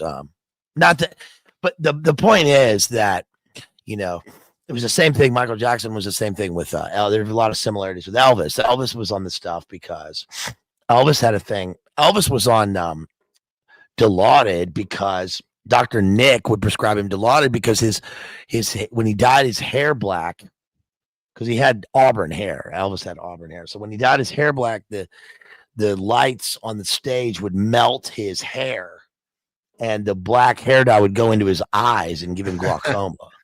And the what do they call it? Was that like Dop gel or something? What was the hair product back then? Yeah, it was just Brill cream and shit. Dop. Yeah, yes, yeah, Dippy Wop.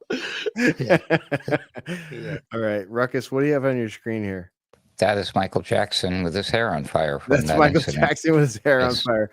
Correct. I thought so. That is awful. That's so fucking horrible. Wonder what his hair product was. I remember that was the ongoing joke after that. It was Jerry Curl. Yeah, it was Let It Shine. JCJ. Yeah, the JCJ in there. Yeah. Oh man, Soul Glow.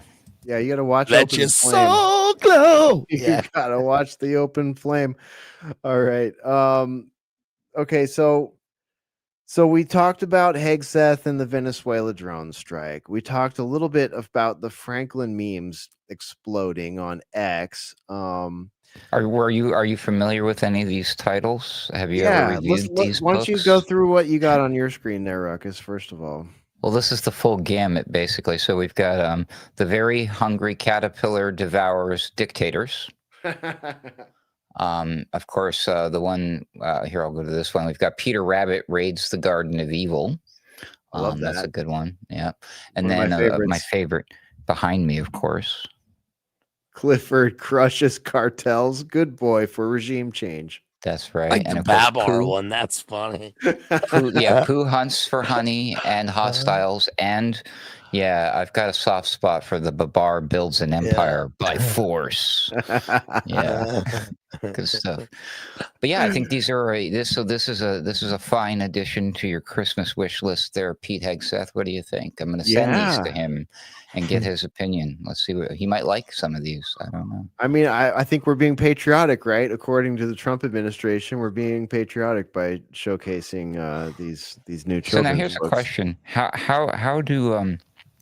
does Pete Hegseth get away with taking a licensed children's character that is copyrighted, and again, a children's character, and convert it into something that celebrates murder, death, war, destruction, everything that is quite, I don't know, opposite of whatever Christmas is supposed to mean, but, believe what you want to believe, or, I mean, geez Louise, I don't remember any holiday movies when I was a kid that involved Santa Claus, like, blowing up narco terrorists with an RPG.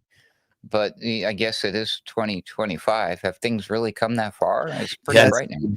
Now that's what Christmas movies are. That one with David Harbour last year, and then remember the Mel Gibson movie Fat Man? That was actually. But is that for kids? Come on. Yeah, right. You're right. True. Yeah. So AI won't even let Ruckus make him a version of himself because he's a public figure, but AI can apparently just destroy your childhood completely. Pooh Bear, Babar. Well, that was all Google. Google Peter wouldn't do Rabbit. me, and there's no way Google will do this. Only Grok will do this. And that's the next question, is how does Grok get away with this? So what's the connection here? What are these big technocratic politician, billionaire, millionaire people why do they get away with this shit? I mean, and you've seen the propaganda that comes out of the White House, and they're always using copyrighted music and licensed character. Like they did a whole Pokemon thing, remember the Pokemon thing? Yeah, they've been sued by some how of do the they get away musical with it? artists too. Oh yeah, and YMCA. Trump's always playing the music, and they are always sending him like cease and desist, and he's like, I don't give a man. I would love to. I know you shouldn't swear. You shouldn't sin Bazed-Lit, but it would be great to hear Trump say, I don't give a fuck. Yeah, man. It's crazy. It's absolutely crazy. Okay, moving on swiftly. What about Luigi Mangione? Legal status, charges, new evidence. What's going on here, Ruckus? Oh, I didn't pay attention because I could care less. But something about his backpack. So they're still dragging this whole thing through the court system, and he's still got the swooning cheerleader chicks who are like, oh, he's so awesome and beautiful, and we love him, and all this stuff. I don't know. It's garbage to me. I could care less, to be honest. Yeah. But yeah, new details. Oh, wow, yay. All right, so okay, who cares? Yeah, I know, right? It just doesn't make sense. Okay, so what are the chicks like? His eyebrows? I don't get it. Okay, anyways, pbs.org, which is may as well just say .gov, but hey, we know better. Minutes after police approached Luigi Mangione in a Pennsylvania McDonald's, he told an officer he didn't want to talk. According to the video and testimony at a court hearing Thursday, for the man charged with killing United Healthcare CEO Bryan Thompson, although some video and accounts of police interactions with Mangione emerged earlier in the week's hearing. Thursday's session brought new glimpses of the lead up to his December 9th arrest, 2024, in Pennsylvania. Yeah, so there's some new details there. I'm like you, Ruckus. I'm All I want to know is, did he have a hammer and an inflatable unicorn costume in his backpack? yeah, I mean, really, tell us the important stuff, you guys. I mean, come on here. Yeah, so there's some updates on that. We're not super interested in them, but we'll link you for that if you are. There's also updates Oh, there's on another update on something else. This is an interesting one right here. Oh, which one you got, man? Well, they finally, I guess for the second time this week, caught figured out who the DC pipe bomber is. Oh yeah, isn't that classic? And according to CNN's Jake Tapper, they arrested a suspect, a white male, and the suspect is apparently not a white male. But anyways, You mean a black male? People are having fun with that. The African American? That's what they mean. Oh boy.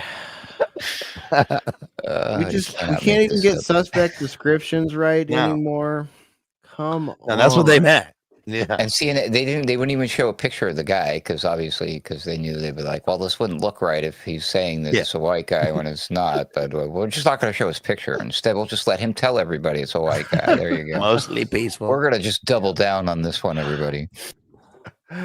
Yeah. Okay. But yeah, they did catch somebody, and no, it's not a white guy. Not from what I can tell by the picture. But what do I know? I don't see color. What about that cop? I thought they caught a lady cop or something. Thank you. But yeah, I was going to say. I mean, I was like, wait a minute, didn't we just catch somebody? Didn't we just figure all it? No, it turns out that first person who they thought did it, this lady, the former DC. Something or another. They had, and the journalist, what's his name? Steve, is it Steve Baker or somebody like that from hangs out with Glenn Beck, the Blaze. What's the guy's name? I forget. Yeah, I think so. Yeah, well, anyways, but they did all the research and did digging and the detective work, and they're like, this is our man or our lady, in this case, and did a full expose and doxed her and everything, and she came out and turned around and sued them because she has an alibi. Because she was feeding her cats that night, or something like that. I gotta find the alibi. You can't make this shit up. I'll find it for you. But yeah, that was the first suspect who was. That's got to be it. And then that everybody was like, haha, no. And then out of nowhere, Kash Patel and the FBI and Han Blondie run in and save the day by arresting this white man, who's not white. He's black, but anyway, not that any of that matters, except it's just very weird that they do these things. Like, why can't we I'll find you her alibi, but yeah. How do we mess that up? Like, if we're gonna, like, do we even think it's necessary to talk about the person's race in the first place? And if we're gonna, could we not just this guy's gonna have an alibi too. I wasn't doing a pipe bomb. I was laying pipe. I didn't do it. That's totally different.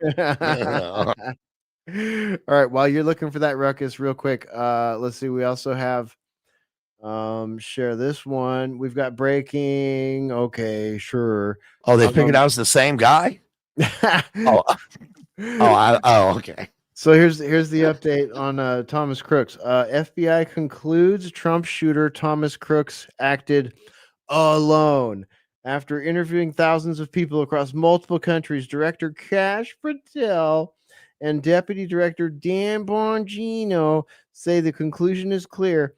Thomas Crooks acted alone. Officials say they went through every detail, spoke directly with the families, reviewed all evidence, and found no cover-up, no motive beyond the shooter, and no outside involvement. Patel also pointed out how previously conflicting statements from former leadership helped fuel conspiracy theories. Something he says this review was meant to put to rest. So do you guys feel better? That whole thing, Thomas Crooks put to bed, acted alone. Cash App PayPal looks like he's been looking at a lot of Epstein footage recently. Yeah, he does. Like, just totally. He looks freaked. Totally. Yeah, he's freaked out. Dude. Look at that. Look at the eyes. Yeah. They aren't looking at the same thing, but I mean, even still, they look freaked out. Yeah. So, okay, that story is done and dusted. Let me just say this real quick. If that story So we are this is a benchmark moment right here. Okay. Thomas Matthew Crooks, that whole case, the Federal Bureau of Investigation, and we assume in conjunction with the local cops and whoever else, have completed that investigation. That investigation is done now.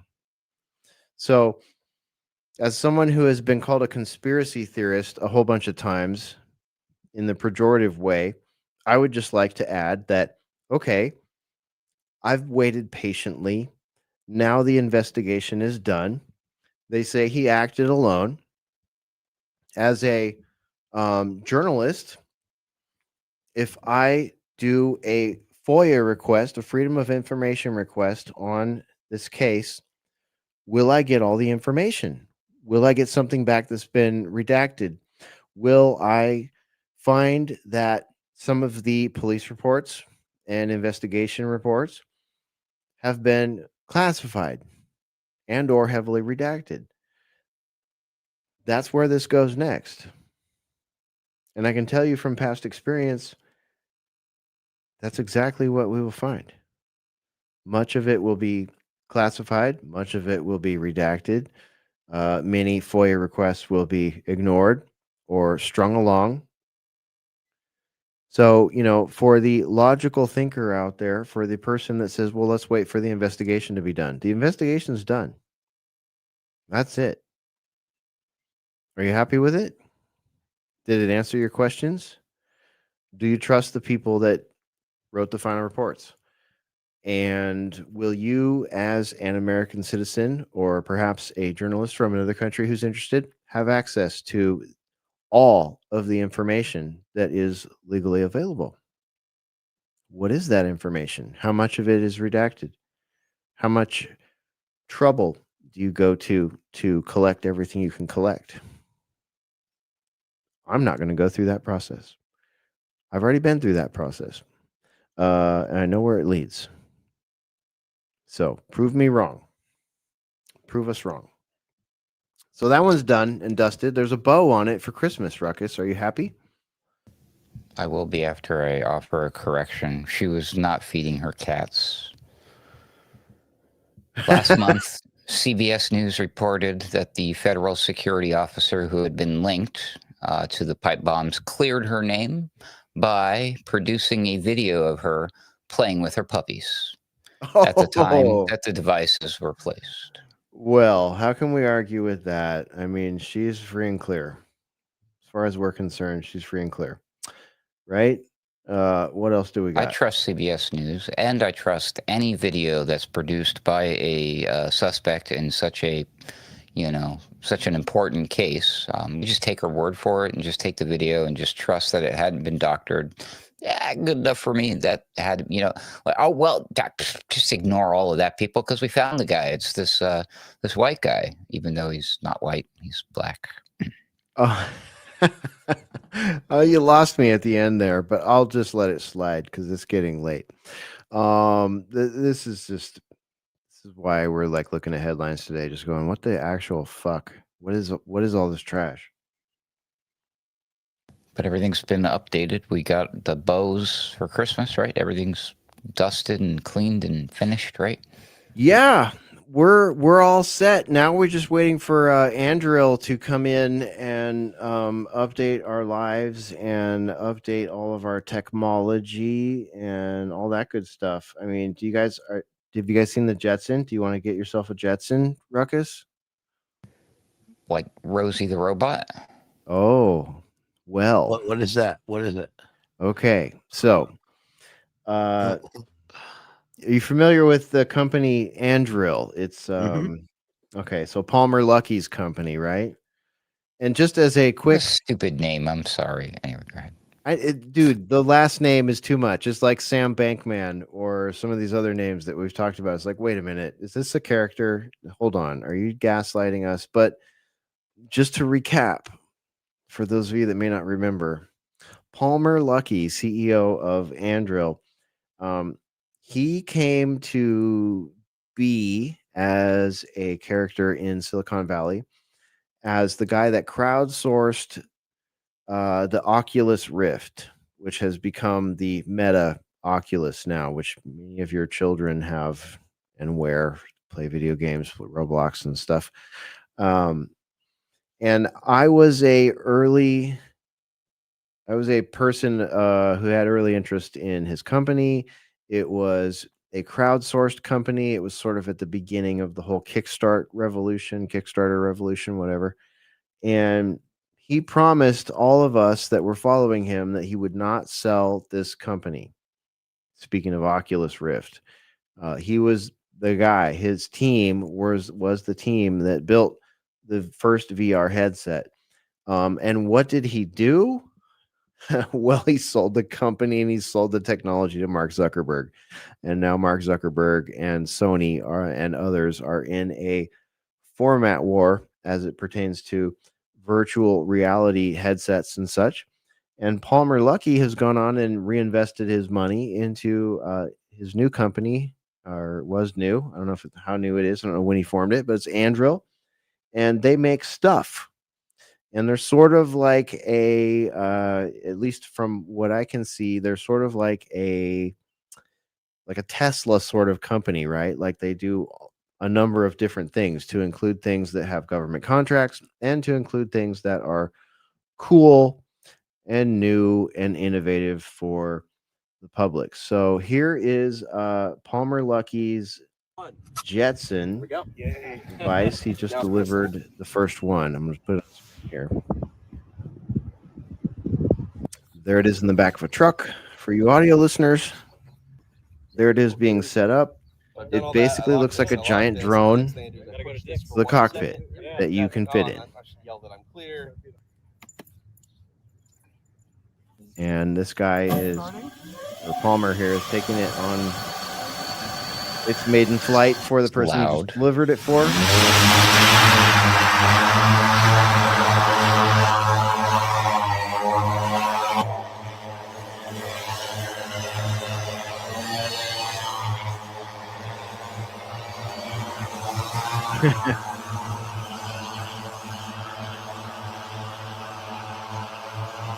These things are always loud.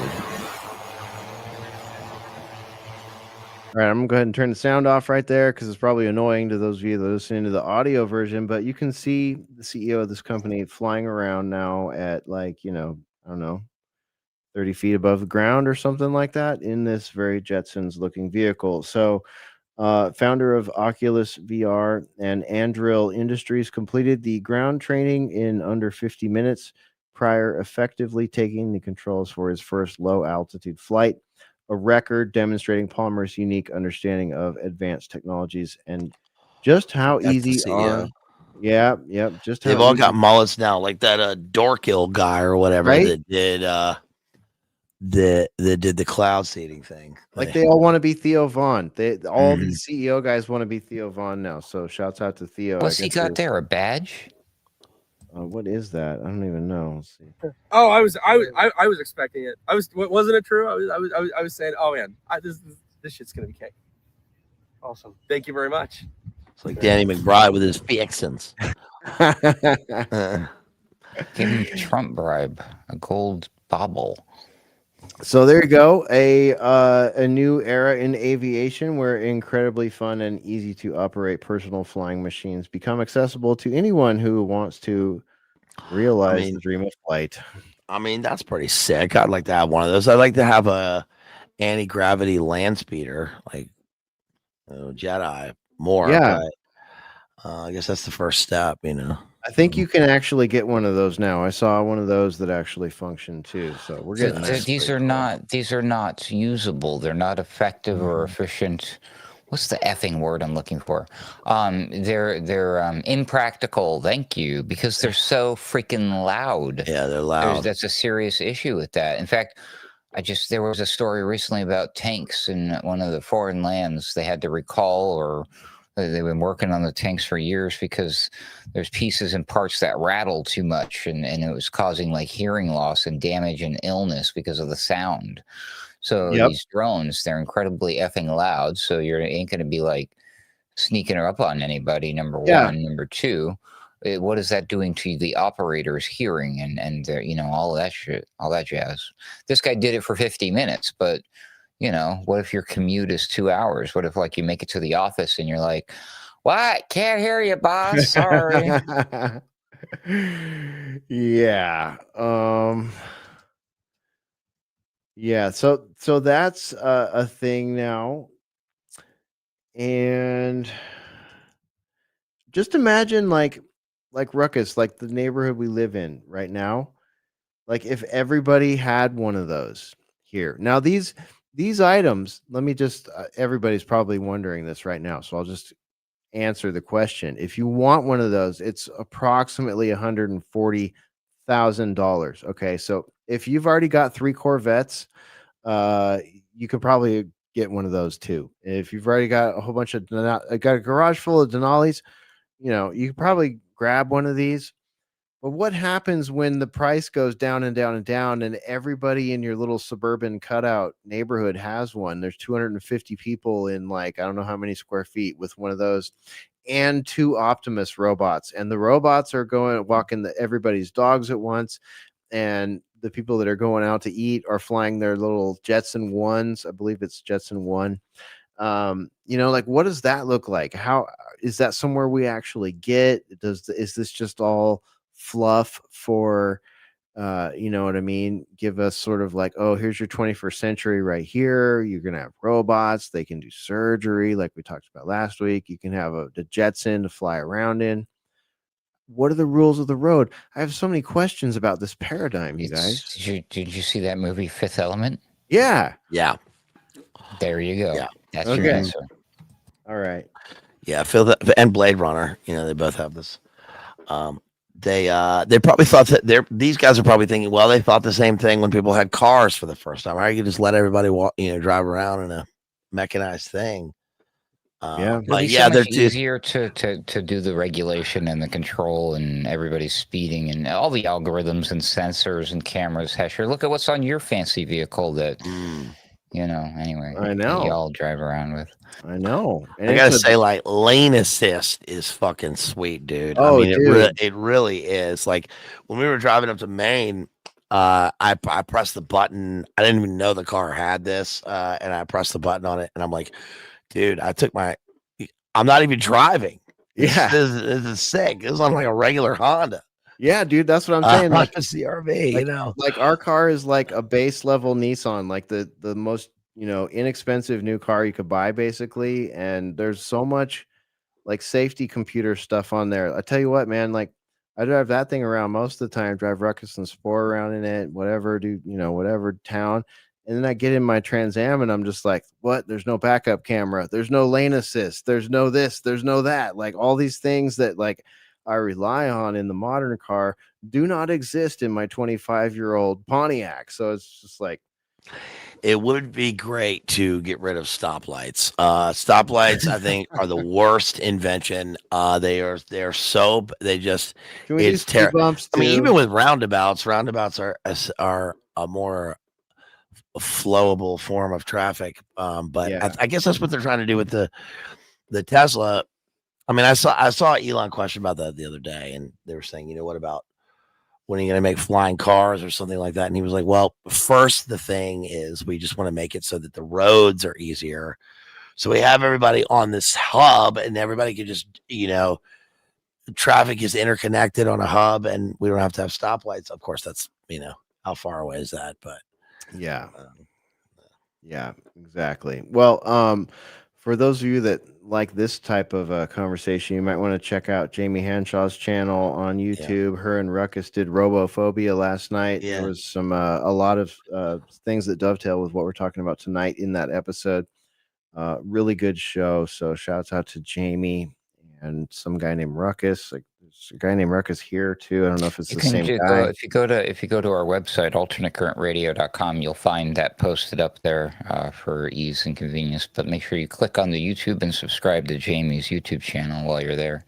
Yep, right over here. YouTube channel. Bam. It's currently the newest one. Look at that. You guys get crazy views. 955. That's more than we get on this show. What the hell?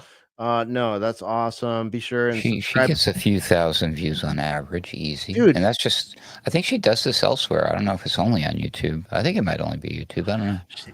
She does this. She does member streams on there too. So Yeah. which is great. So you can hit this join button over here as well. Yeah, I got unsubscribed from her channel. So even if you've already subscribed, you might want to check in and make sure you haven't been unsubscribed like I was. I don't know why that had to happen, but that's a question for another show. All right, let's see what else. I got a couple more Andril technologies I wanted to show you. So not only is that guy doing that, like right first, this Palmer Lucky guy grifted all of us that were interested in Oculus VR and made a buttload of money, right? And now Zuck owns it. And this guy, he's just looks like he's having a great old time here. He's making a shit ton of money. Anyway, dude, sorry. so much money. Like, look at this. Okay, so what you just saw, you might say, oh, that was sort of a niche, like, rich person product. And, I'm not really concerned about flying cars yet. Fuck off. I'm trying to maintain my Honda. I get it. I get it. My Pontiac's been out of commission for months. I'm going to fix that soon. But anyway, so you might be saying that, but this guy's not only doing niche stuff like that. Look at this. Behind that container over Look there. at this And what's going to happen is when he walks behind that container, I'm able to continue to see where he is and what he's doing. So here's, let me refresh it. And what's going to happen is when he walks behind that container, I'm able to continue to see where he is and what he's doing. So here's Ghost X is the drone that's watching. So just watch for a moment. So the blue force is my friendlies. So see that little right-hand corner where it sees behind the containers? They're tracking where the bad guy is. They're tracking where my guys are. And then watch when they go behind the container. So I can actually see through it and watch. Now they're engaging the guy over there and he's down. Wow. So this is a system that allows everybody to basically be operating as one combined hive mind where you can all share a view of the world. And by the way, this view that I have, it's shared now with all of the robots as well. So anything I see, like let's see I see someone inside of a building, every drone and every person now sees that person where he is. It's so crazy that I was born at the right time to actually get to build all of this stuff. You're going to notice a drone. Okay, so he's talking about cool, right? So blue force tracking, this is what military folks would call blue force tracking. Good guys blue, bad guys red, like that simple. And what he's saying here for our audio listeners, and they're showing examples of it, he's wearing like a modern ballistic military helmet with a whole bunch of like AI hive mind stuff stuck to it. So if there's a drone above the field of battle and multiple soldiers, a sniper, whatever, a team, everything is, all that information is being passed in real time now. And this is interesting to me because this is the stuff I used to do. I used to do blue versus red, sort of like large scale military experiments. And it's amazing to me, coming from that background, to see how far this has come. And it's discouraging to me from my boiler room background to see that it's a Silicon Valley suck up, another cutout, CIA cutout that is profiting from all of this. So it's a mixed bag for me. I don't know about you guys. No, it's absolutely frightening. What do you mean mixed bag? Yeah. Well, there's that. I can't argue with that. Because it's bad enough and then he has to throw in the fucking robots. He's like, oh, by the way, the robots can see everything now too. Cool. Yeah. Yeah. Like, for example, if you have if you're a gamer and you have the new Battlefield 6, there are like these fine-grained settings inside the menu where you can make your, like, you have the mini map, right? You gamers know what I'm talking about. You non-gamers don't know what the fuck I'm talking about. There's a mini map on there. It's important to you. You can go into the settings and you can set it so that when you go into a building, it deletes the mini map of the entire battlefield and only shows a map of the building that you're in. Super useful, right? Almost unrealistic, one would think, but what Palmer Lucky is showcasing there is exactly that feature. So Pay attention to the video games sometimes because they're actually Perfect using- Dark. Yeah, exactly, Yeah. dude. And then I think I have one more from Andrill here, which will complete this section of the show. I want to point out real quick in case people missed it because we haven't mentioned it or you didn't report it or what's the point of all this? Those helmets, the VR goggle, what's the name of those things? Eagle Eye, that's what they're called. Yeah. He just they got a U.S. military contract, so those are beings. He's like. There's no eccentric buyers here. It's a guaranteed buy. He's going to be producing a shit ton of those, making billions of dollars. They're going to need those. The Those are going to be military-industrial important. complex. Yeah. Is this DARPA? Did DARPA, Well, you got to DARPA wonder. run this? You got to wonder. That's usually what we find out years later. Yeah. And I imagine we will in this case also. So just to highlight one more of these military contracts. Let me show you guys this one. Let's see if I can get the audio right. Oh, nice music. Yeah, I'm actually going to just mute that. I'll read you the caption. For those of you watching, you can see it. For those of you listening, this is from Andrill Industries. Andrill and Overland AI test autonomous ground and air systems coordination in real time to detect and respond to threats. So you can see sort of the overhead resource, you can see the automated ground resources, and all this crazy military shit on this video here, which I will link on the show page, which will be available at alternatecurrentradio.com. Which look like there are 3 little driverless ATV vehicles, right? And then there's like a little flying mini helicopter looking drone thing. Yep. Now, what I didn't see was that other drone that Andrill has that I forget the name of, but I featured it on my program, the Daily Ruckus, last year. That can stay in the person's blind spot on their, so you don't know that you're being followed by this thing. Oh, yeah, It can carry a payload, and it drops down right above the vehicle, and just before it strikes, it detonates and it explodes like shrapnel straight down into the target. It's very frightening looking. It's crazy. I imagine I can't remember what it's called. I imagine this stuff being deployed like in a real wartime situation, and all it does is call for the adversary to just release the EMP that everyone's talked about for a long time to knock it out. Man. Yeah. Also, it's interesting with this stuff, but like that Michael Crichton book that I read, Micro, which again you can he wrote it when he was he didn't finish it. He finished a third of the book. And then somebody else, some ghostwriter or whatever, comes out and finishes it. And you could tell the point in the book where Michael Crichton died, because for the first third of the book, it's called Micro, and it's about a Hawaii-based sort of DARPA Silicon Valley programmer guy who is just like this guy, Palmer Luckey, who makes this company. And they basically make these micro drones where they say, we don't even have any security at our facility. Then a guy goes in, and you learn that the micro drones are just assassin hunter killer bots. So basically, it's not. Remember the little thing in Dune where like it's going to assassinate him in the eye. There's a guy like in the wall with the controller. Yeah. It's like that, except for these things are automated with AI, and basically like they also are used for sort of maximum morale killing. So a guy's standing there, and all of a sudden, blood, like he gets cuts on his face. So it's like death by 1,000 cuts, and then he gets a slash across his throat, and it's from a microscopic, hunter killer bot.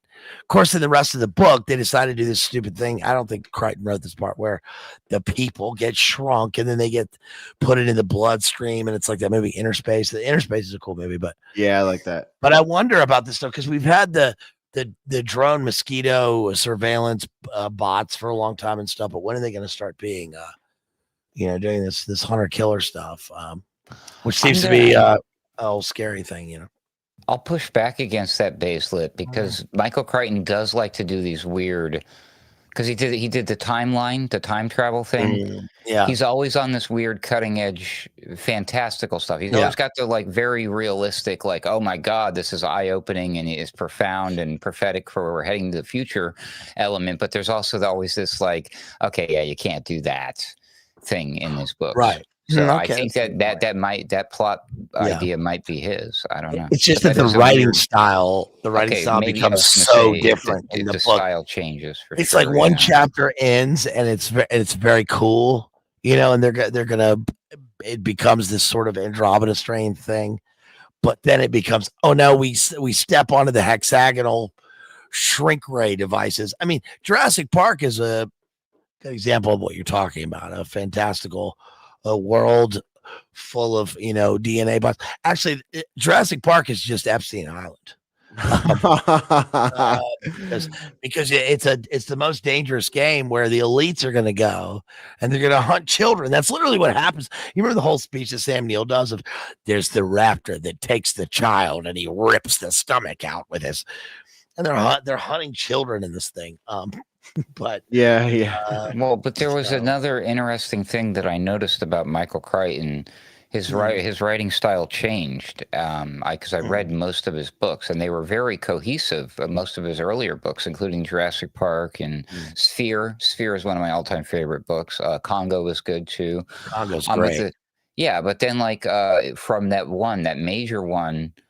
State of Fear. From State of Fear on, something changed. They got a little more discombobulated and they bounced around a lot. And it was trying to juggle like way too many main characters. Right. It wasn't even the main characters. I'm like, there's too many characters to keep track of. It's Airframe. crazy. Yeah. Yeah. Okay. Yeah. Exactly. So it just something changed, and so I don't know. I just don't know anymore. Yeah. Yeah. Well, I think that we've just passed the 2-hour mark, and there's a big news item. I just wanted us to mention it at least. Is the fact that the CDC vaccine panel voted to stop recommending the birth dose of hepatitis B vaccine for all newborns.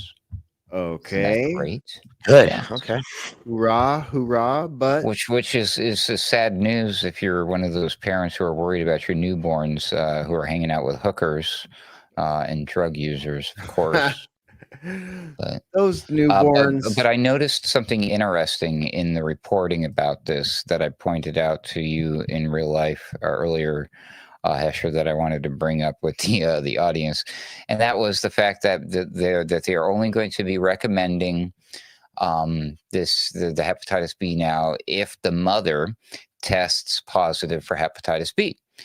And there was a statement. I don't think I have the statement, but you might be able to correct me, but I'll paraphrase it here. They were saying something to the CDC, or an expert came out and said, well, yes, but just so you know, you can't rely on these tests. So we recommend that you go ahead and give it to all newborns anyways, despite the fact. And I'm just like, well, wait a minute. Not that long ago, wasn't everything hinged upon like you absolutely must trust these tests? How dare you question the gold standard of science, which is testing, in that case, PCR tests. But now, like how dare a test possibly interfere with our agenda to get this shot into the arm of every newborn? So no, now you shouldn't trust that test, and now you should just jab them anyways, right? Oh, and speaking of jabs, real quick, I guess they want to do something about all those fat felines around the world and give Ozempic to cats now. Yes, it's true. Cat Ozempic. Okay. Maybe just, take the food bowl away after 4 p.m. I don't know. Just a thought. Yeah. Redonkulous. Absolutely redonkulous. But hey, if the pets are on Ozempic and, GL1s, whatever, GLP1s. GLP-1? Yeah. That's more money for those that make those things, right? I mean, seems like easy arithmetic to me, but what do I know? Yeah. Okay, guys. Great show tonight. Thanks for joining me. I think we've connected all the threads here. We've talked about drone warfare abroad, political violence at home, memes shaping perception, tech firms building the future battlefield, hybrid warfare, and we're curious: is the public being trained for permanent conflict? permanent confusion, permanent emotional detachment. I don't know. I'll go to Ruckus for final thoughts and then Bazed. It might be something that we'll be reporting about on Sunday Wire with Patrick Henningsen. I don't know, so I'll at least mention it. I guess Miss Rachel got voted as Anti-Semite of the Year. So there's that. Yep. And if you don't know who Miss Rachel is, it's very interesting because she's associated with this kind of stuff, right? Really family-friendly kind of like stuff, right? Kids stuff. Was it today on Fear Friday? Well, I don't know when it happened, but it's news. It's going around, and I saw some people in our chat even bringing it up, so I thought I'd mention it. But speaking of these, I'll bring to your attention the two that didn't make the cut.